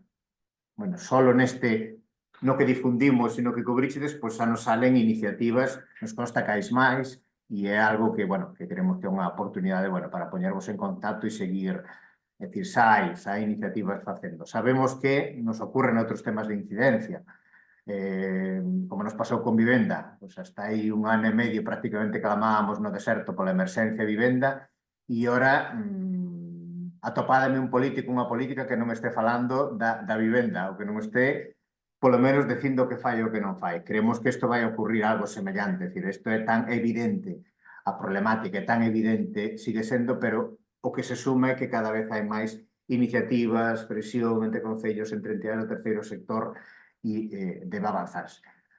Con lo cual, bueno, pues deixo a seguinte diapo e xa comenzamos un diálogo, se tenéis alguna pregunta polo chat. Estos son, se podíamos actualizar perfectamente o seminario de 2019, volver a repetir, e con vos, ahora, si en vez de 2 horas tuviéramos 4, nos poñíamos a organizar as medidas que nos propuséchedes de mellora da situación das familias, as que podíamos organizarnos en grupos de traballo, poñernos ahora por temáticas, e sacaríamos un plan de apoio a familias monoparentais sin problema ningún.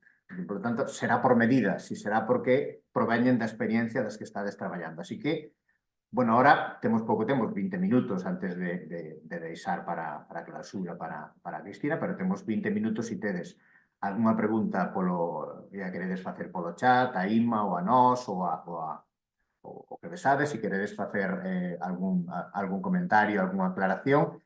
Se queredes facelo, casi borramos, poñemos quitamos a presentación, claro. E poño a vista galería para que nos besamos. Se queredes facer algunha pregunta breve, ten que ser o intervención para que poidamos falar quen quere. Levantades a man no chat, e sin problema ningún. Así que vos mandades o dito. Se queredes facer algunha pregunta polo chat, se queredes algunha aclaración, e se queredes falar, pois levantades a man.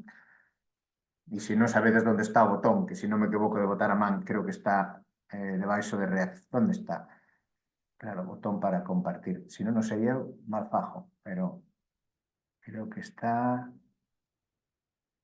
O botón para levantar a man. Se levantar non a man en levantades a man, levantades a man.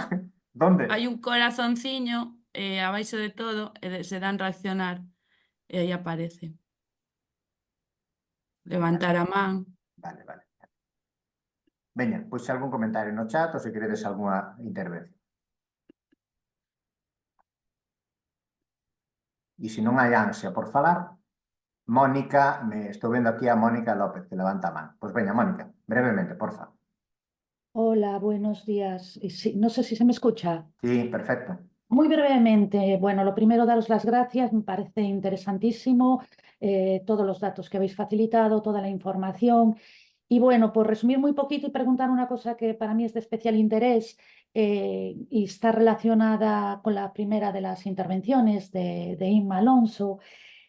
Cuando hablaba de, bueno, primero decir que coincido plenamente que sí, que el concepto de familia, bueno, es cada vez más difuso y plural y que la monoparentalidad agrupa realidades muy diversas, pero sí que señalabas en esta definición de familia monoparental, que a mí me interesa mucho, si la podías extender un poquito más, porque me pareció entender que cuestionabais un poco la pertinencia dentro de esta categoría de familias monoparentales, lo que es el concepto que utiliza en este caso a nivel nacional, aunque no existe como tal un concepto de familia monoparental, pero sí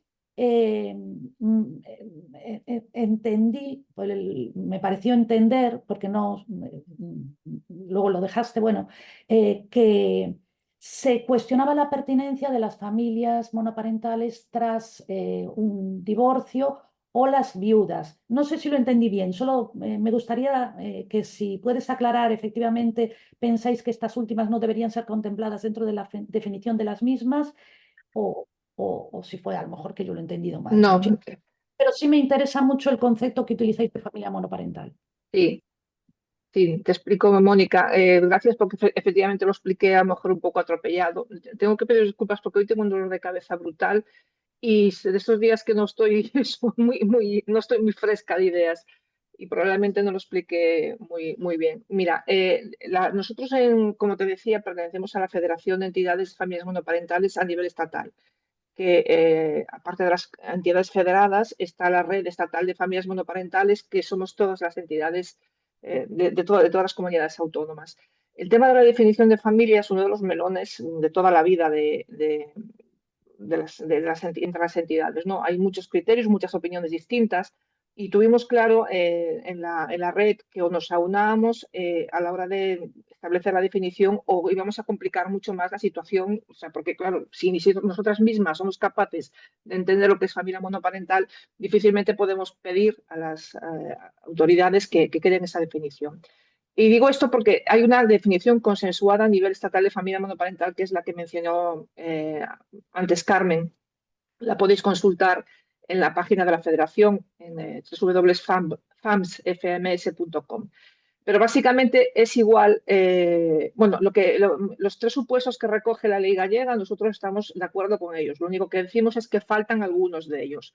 Solamente no estamos, primero, la parte de las viudas. No, viudas nos referíamos a que, por supuesto, que las familias monoparentales, las personas viudas conforman una familia monoparental, nada que discutir con eso, al contrario.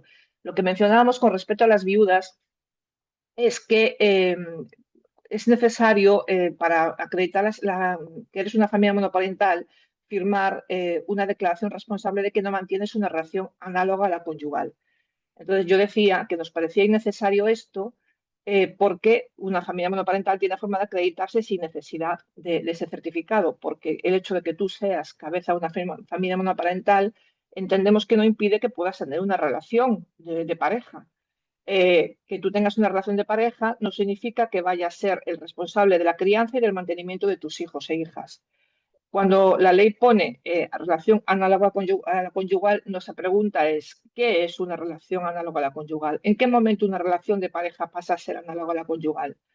Cuando se queda a dormir más de X noches, cuando deja el cepillo de dientes en casa, cuando te ayuda a ir a recoger o a pasear al perro. Es decir, hay un registro de parejas de hecho, con lo cual, si tú no estás casada ni estás en pareja de hecho con una persona, se entiende que no hay más vínculo que el que puedas tener una relación emocional o del tipo que tú quieras. Entonces, el paralelismo lo hacíamos que para que a las mujeres viudas o hombres viudos se les reconozca la prestación de viudedad, nadie le está exigiendo que todos los años acredite que no mantiene una relación análoga a la conyugal. Por analogía a que a nosotros sí se nos exige acreditar todos los años que no mantenemos una relación análoga a la conyugal. No sé si me estoy explicando. Pero no tiene nada que ver con que las viudas y viudos, por supuesto, son familias monoparentales y estamos absolutamente de acuerdo con esto. Con lo que no estamos tan de acuerdo, y es porque no coincide con la definición, además, consensuada a nivel estatal, es con que las familias en las que hay una separación o un divorcio, que ahora mismo la normativa gallega reconoce como monoparentales solo en el caso de que tengan la custodia total, es el único requisito que se exige para que se reconozca como monoparentales. Nosotros no lo compartimos en la totalidad. Nosotros entendemos que está bien que se reconozca como familias monoparentales en el caso de custodia total solamente en caso de que haya otras circunstancias de vulnerabilidad. Es decir, si un señor o una señora separado está atendiendo sus obligaciones parentales de cuidado, es decir, visitas, respeta las visitas a sus hijos e hijas, pasa la pensión económica que tenga que pasar y cumple todo. Aquí lo que hay es una separación que obviamente produce pues, una situación de desequilibrio económico, mayores dificultades de conciliación, no cabe duda, pero no entendemos que no hay una monoparentalidad porque hay una segunda persona progenitora que se hace cargo de sus obligaciones parentales. Otra cosa distinta es que se produzca impagos de pensiones, situaciones de violencia administrativa, situaciones de violencia económica en ese contexto. Entonces hay unas vulnerabilidades asociadas a esa custodia total, ¿vale? Y entonces ahí sí que podemos entender que en algunos casos, efectivamente, familias separadas con custodia total puedan ser contempladas como monoparentales, pero no entendemos que no en la generalidad de los supuestos.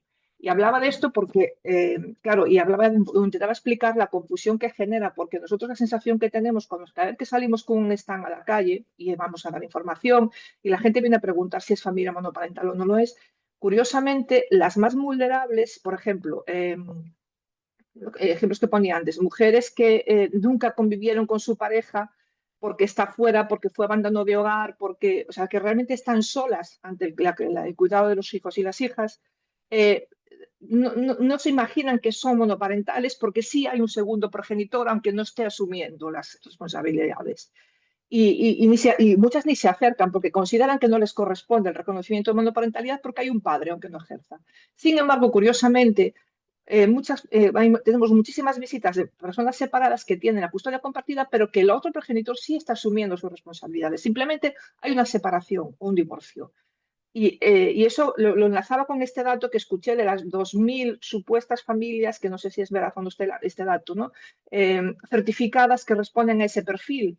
Entonces, trato de trasladar eso, que a lo mejor estamos certificando a familias que, bajo nuestro criterio, no son las representativas de la monoparentalidad.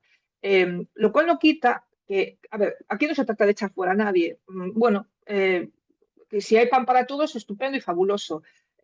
Lo que se trata, y no dudamos de que todas las familias, del tipo que sean, tienen necesidades de conciliación, de apoyo económico, de todo tipo. Pero se trata de no perder el foco de lo que es la monoparentalidad y de que no hagamos que el mensaje confunda, ¿no?, a la sociedad. Y lo que pasa es esto, que nosotros cuando recibimos 50.000 llamadas todos los días de que últimamente es que todo el mundo se pone el título de monoparentalidad. En muchos casos porque la ley así lo recoge, en otros casos porque efectivamente es así, pero curiosamente quien realmente tiene mayores necesidades, las familias monoparentales más vulnerables, son las que menos nos están llegando, son las que menos se están certificando, o es la sensación que tenemos nosotros. No sé si respondí, aclaré. Sí, máis temos algunha intervención máis. Mira, preguntan polo chat unha pregunta. Existen prórrogas de la condición de familia monoparental por edad de los hijos o hijas como en los casos de familia numerosa hasta los 21 años o se extingue a los 18? Igual se ha comentado, pero me he tenido que ausentar. Esto no sé No, si... hasta los 20.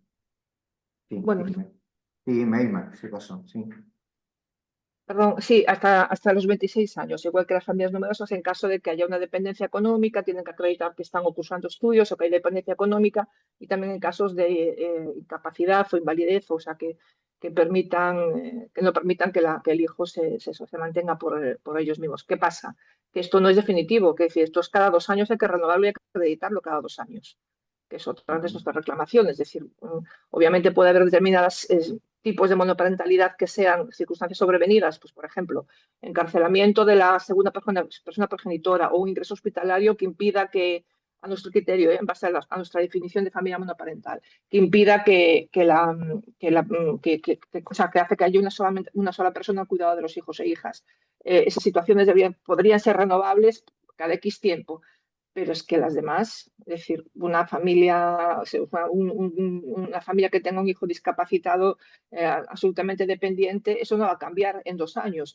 Una mujer monoparental que haya sido madre sola por decisión propia sin que haya una segunda persona progenitora en el libro de familia, no va a aparecer el padre en 2 años. Y si cambian las circunstancias, como que pueda ser a nuestro criterio, pues que nuestro criterio sería la adopción, ¿no?, de una persona, de una segunda persona de ese hijo, o que se case, me da igual, ya no nos metamos en, bueno, pues cuando ocurran esos cambios, pues igual que pasa con las familias numerosas, pues será cuando tú tendrás que notificar a la administración que ha cambiado tu circunstancia y pierdes el derecho a ese reconocimiento. Pero mientras tanto, y ahora se ha ampliado a 2 años, pero es que hasta hace 2 o 3 años se renovaba cada año y se solapaba. O sea, no te llegaba el certificado y ya estabas teniendo que renovar para el siguiente año, ¿no?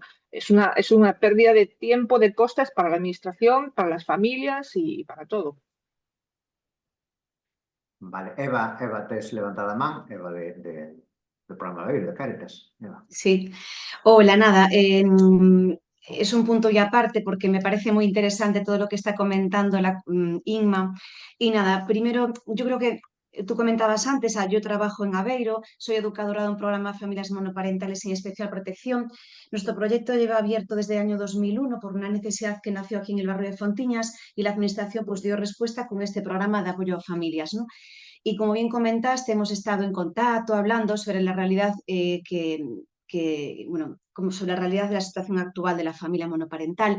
Lo que sí yo también que me gustaría poner el foco en que hay algo que no mencionamos y es que el tema de la soledad, ¿no? Es decir, el tema de la soledad en el que se encuentran muchas de las familias monoparentales y la necesidad de creación de vínculos entre las mismas, ¿no? Entonces, bueno, yo quería compartir esto porque sí que es algo en lo que estamos incidiendo en estos últimos años y que en lo que, bueno, me gustaría compartirlo con todos vosotros y vosotras y que creo que debemos de todas las entidades implicadas incidir en este tema y poner el foco en el mismo. Y nada, por otro lado, muchísimas gracias a FAM, a Fagamos, a EAPN, sobre todo por vuestros informes, por la aportación que hacéis, además a nivel de incidencia política, porque creo que es muy interesante, a lo cual yo me sumo en todo lo que podéis, en lo que me hagáis participar, ya lo sabéis, José, y que muchas gracias. Gracias, Eva. Máis interesante o que dis.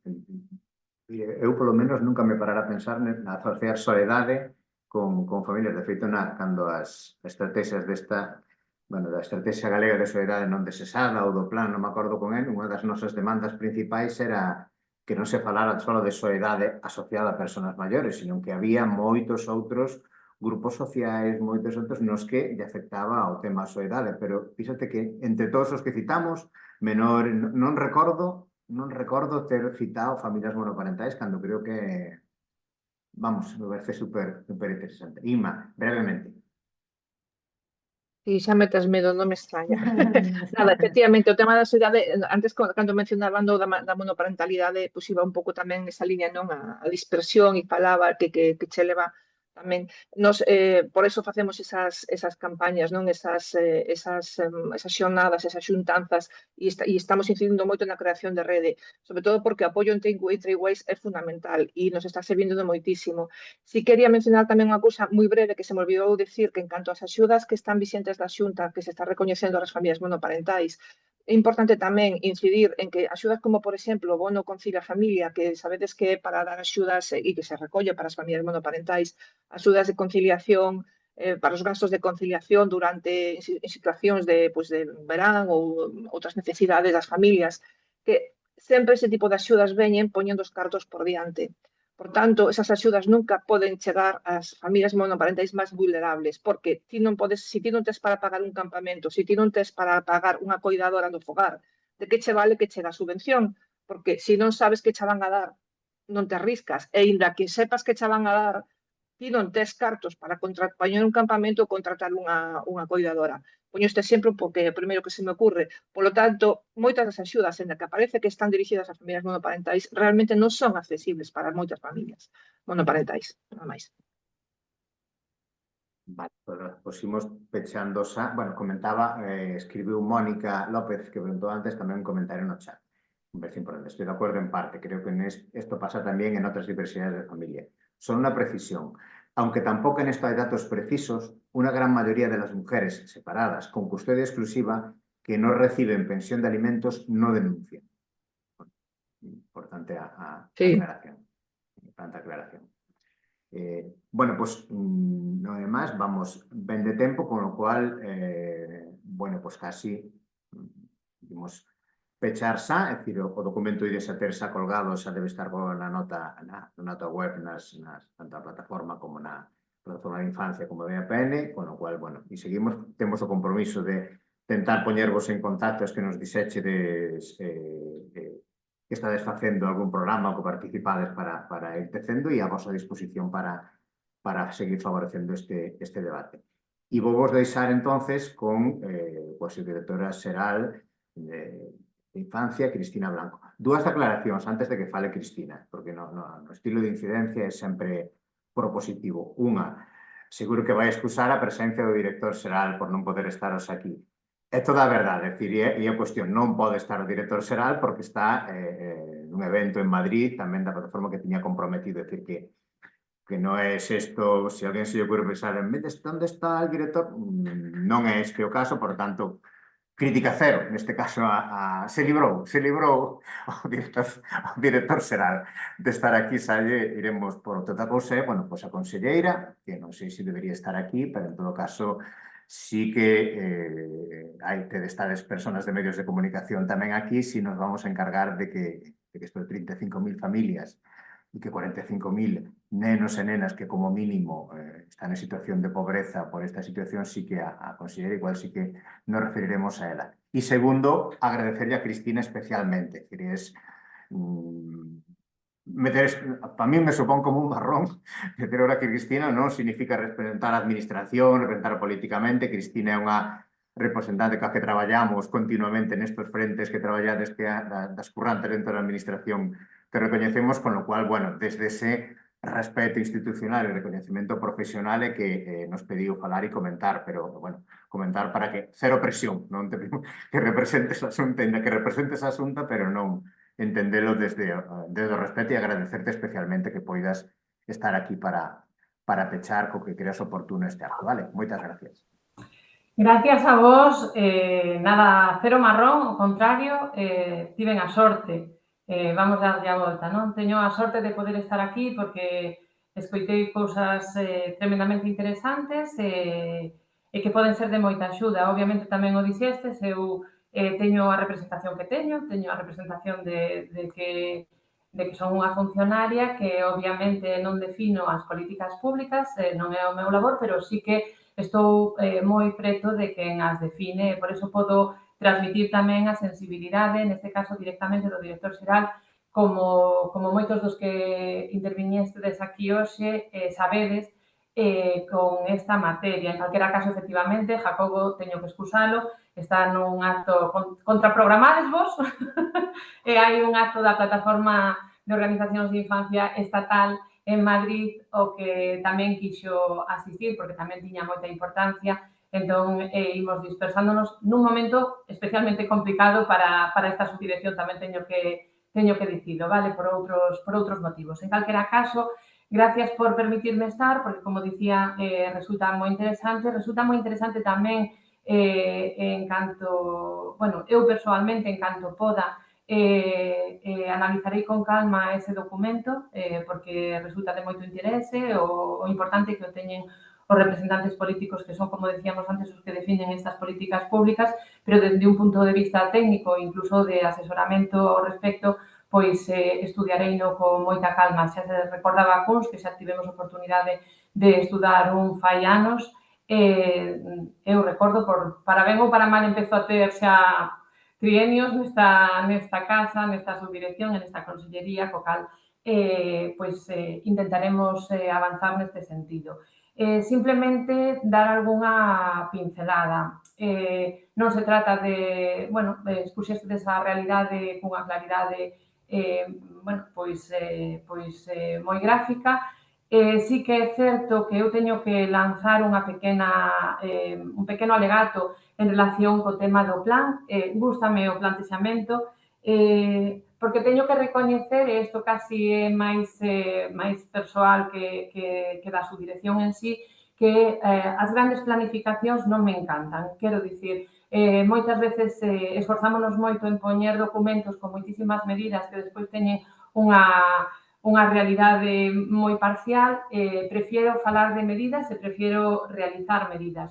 En este sentido, efectivamente, o plan, a Lei de Impulso Demográfico, non realizamos un plan como tiña que ser feito, pero como establecía a norma que debía de realizarse, pero sí que creo que se foron avanzando nalgúna medida. Obviamente, queda moitísimo camiño que facer, en canto á pobreza infantil e especificamente en canto ás familias monoparentais, pero nese sentido agradecemos este documento que analizaremos para poder ir implementando algunhas delas. Sí que, claro, hai, bueno, o tema controvertido sobre o concepto de familia monoparental. É certo que a Xunta de Galicia, no momento da aprobación da Lei de Impulso Demográfico, optou por unha definición moi ampla. esa definición ampla, e entendo perfectamente o plantexamento de Inma, que xa tuvemos ocasión de falalo nalgúna ocasión, pretende a abarcar ese tipo de situacións que moi claramente tamén comentou agora Mónica López. Efectivamente, hai unha situación real na que hai familias que primeiro o feito de non ter custodia exclusiva supón uns problemas de conciliación obvios e despois que a realidade é que moitas das familias non denuncian, ainda que teñan dereito a alimentos, non existen denuncias, e isto detectámolo no momento anterior a esta definición nova da LIDEGA, porque efectivamente non se establecía esta definición, establecíase outra definición na que efectivamente había que acreditar a non percepción desa pensión de alimentos, e había moitos problemas de mulleres moi vulnerables. Aquí entramos en temas especialmente complexos sobre violencia de xénero non denunciada, ademais, que non vamos a abrir ese caixón, pero que todos coñecedes seguramente, e que era moi difícil acreditala. En ese sentido, tamén enlazo co tema de que queda moita xente fora. Preocúpame especialmente. Por que o digo? Porque nos, na tramitación dos títulos dos certificados de familia monoparental, non detectamos eso, detectamos que hai moi poucas denegacións deses certificados. Incluso o exemplo que poñíamos, temos moitísimos de persoas emigrantes, temos un porcentaxe moi alto dese tipo con unha documentación acreditativa especialmente variada. Nese sentido, intentamos ser o máis amplo posibles, incluso acudindo aos servicios sociais comunitarios para pedir informes sobre esa familia en concreto para permitirlle o acceso a esta certificación. E tamén me preocupa o feito de que non chegue a información a todas as familias. Nese sentido, apelo ao traballo precisamente das asociacións e das entidades, que tendes un papel moi importante nese altavoz de chegar. Nós temos a información colgada na página web sobre todo o que supón e como debe de solicitarse. Temos canles de comunicación aberta permanentemente. Son coñecedora de que dende os servicios sociais comunitarios infórmanse nese sentido tamén. E claro, tamén sei que vos tamén facedes unha labor de difusión. Vos apelo directamente a Inma, porque é con que máis traballamos directamente, pero sí que facedes unha función tremenda para poder chegar esa idea de todos, que se chegue o máximo posible de familias que precisen deste recoñecemento na situación actual. Oxalá podamos ampliar os beneficios para que sexa moito máis útil, pero no momento actual hai os beneficios que tamén están colgados, polo menos os que dependen directamente da administración autonómica, colgados na página web sobre os que se van facendo ampliación na medida en que se van tendo máis beneficios, pero a realidade é esa. Respecto da burocratización, tamén se falou da burocratización. Nos estamos traballando, intentamos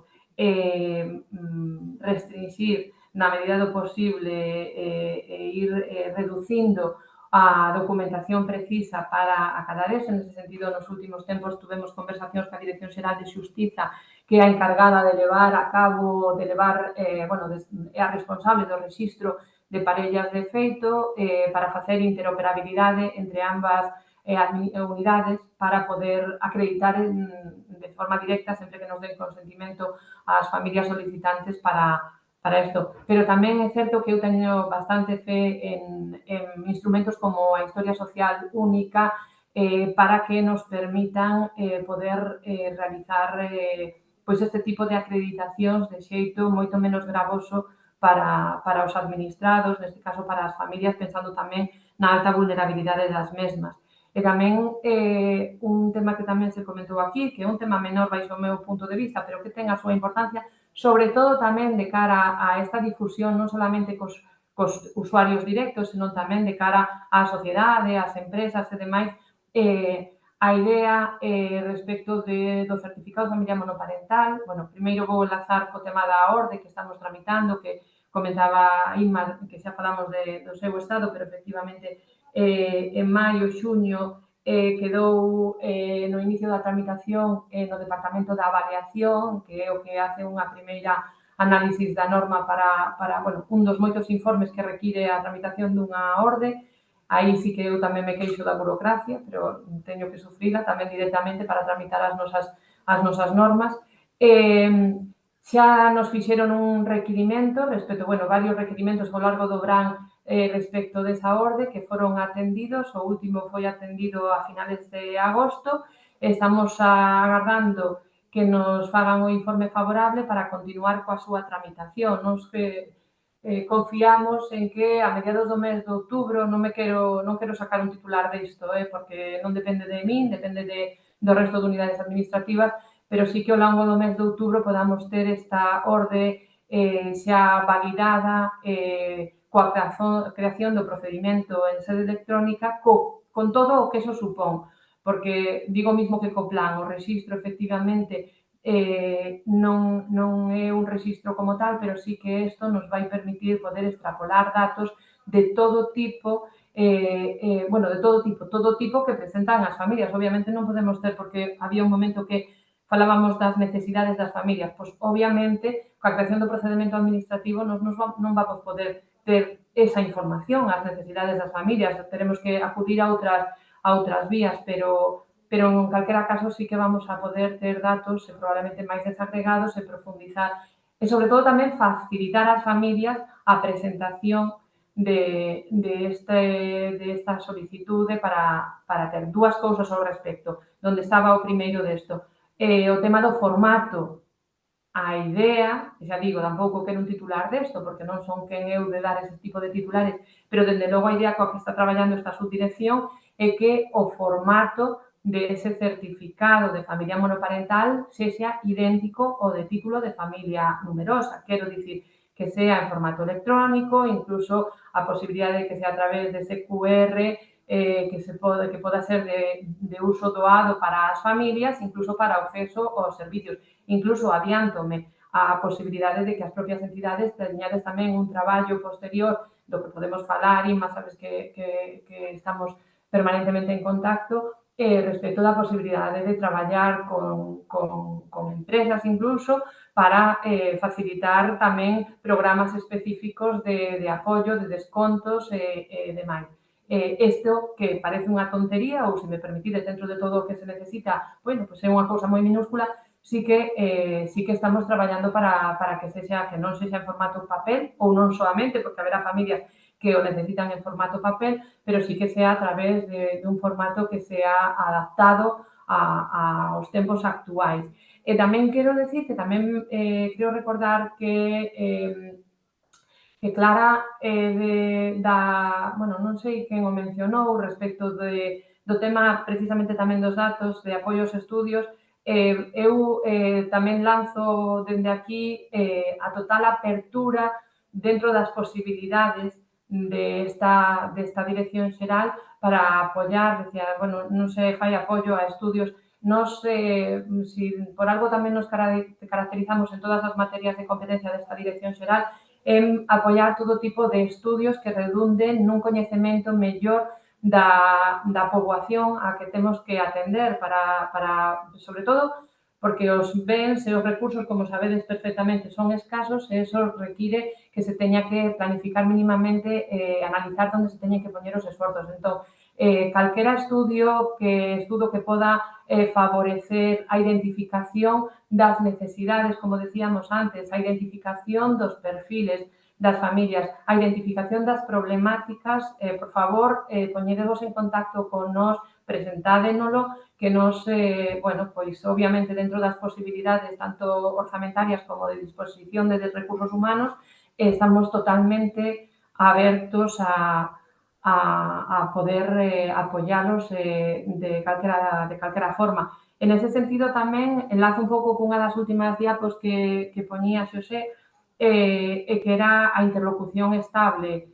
Creo que moitos dos que estades aquí presentes coñecedes máis ou menos o traballo que se fai dende a Dirección Xeral, ou incluso poñome tamén na cabeceira dende a subdirección. Pois intentamos, aínda que non sempre o conseguimos, ter unha interlocución estable con todas as organizacións e entidades representativas do sector co que traballamos. Manteño eso, atrévome a falar na voz do director xeral tamén, participaremos 100% nesa interlocución, estamos abertos a a ela en calquera momento. Témome moito que eu non podo adiantar, e menos neste momento do calendario no que estamos, ningún tipo de medida, porque primeiro a descoñezo e segundo non é un momento para, como sabedes, no mes de setembro na Xunta é un momento de elaboración de orzamentos e demais, que está todavía nunha fase moi inicial, co cal eu non podo anunciar ni siquiera se vai haber ou non vai haber medidas. Sí que podo decir que desde a Dirección Xeral seguiremos intentando impulsar o establecemento deste tipo de medidas. Efectivamente, mencionaba Inma antes, creo recordar, a medida que se implantou o ano pasado a nivel tributario. Teño que matizar porque, efectivamente, precisamente non se estableceu unha nova medida para familias numerosas. O único que se fixo foi establecer unha medida para aquelas familias de dous, que tiñan 2 fillos. Non para familias numerosas, a de familias numerosas xa estaba, efectivamente, obviamente, non é para familias monoparentais ou non exclusivamente, nada exclúe que sean familias monoparentais, pero era para familias que tiñan 2 fillos. O que intentábamos era chegar, o que se intentaba era chegar coa axuda establecida para familias numerosas a máis familias que non teñen o recoñecemento de familias numerosas e que son de 2 fillos. En calquera caso, tamén apelar tamén a esa normativa estatal que bueno, pois un pouco perdemos un pouco a esperanza de que saia debido a todo o que está supoñendo e tamén que nos supoñía certa, bueno, pois non podo evitar decir certa incertidumbre respecto do recoñecemento. É certo que agora coa normativa que sacaron respecto dos permisos de paternidade e maternidade estableceron ese concepto de un único proxenitor que creo que pode ter moitas dúbidas, incluso a nivel xurídico no momento en que se pretenda establecer en Galicia. Seguiremos buscando referentes noutras comunidades autónomas, igual que outras comunidades autónomas nos buscan en nós, porque o certo é que hai moitas comunidades autónomas que aínda están pasos máis por detrás de nós, o cal non é ningún consolo, creedme, pero bueno, sí que a nos sirve para seguir buscando a melloría en toda esta materia.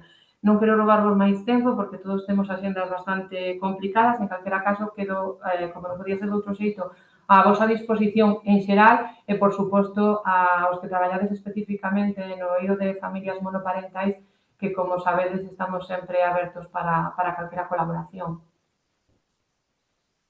Vale, pues moitas gracias, Cristina, e nada, pues con isto que se ha tomado nota que seguimos traballando e facendo. Non descarto decirvos en outubro ou novembro, cando este o procedendo facer un webinar semellante a vosa disposición para organizarlo e falen nome tamén non meter a pata, pero creo que non, da plataforma de infancia, para facer un webinar para explicar como funciona a aplicación, como funciona o registro, para facilitar eso contade sin problema ningún para facer este tipo. Así A que, vosa disposición, Xosé.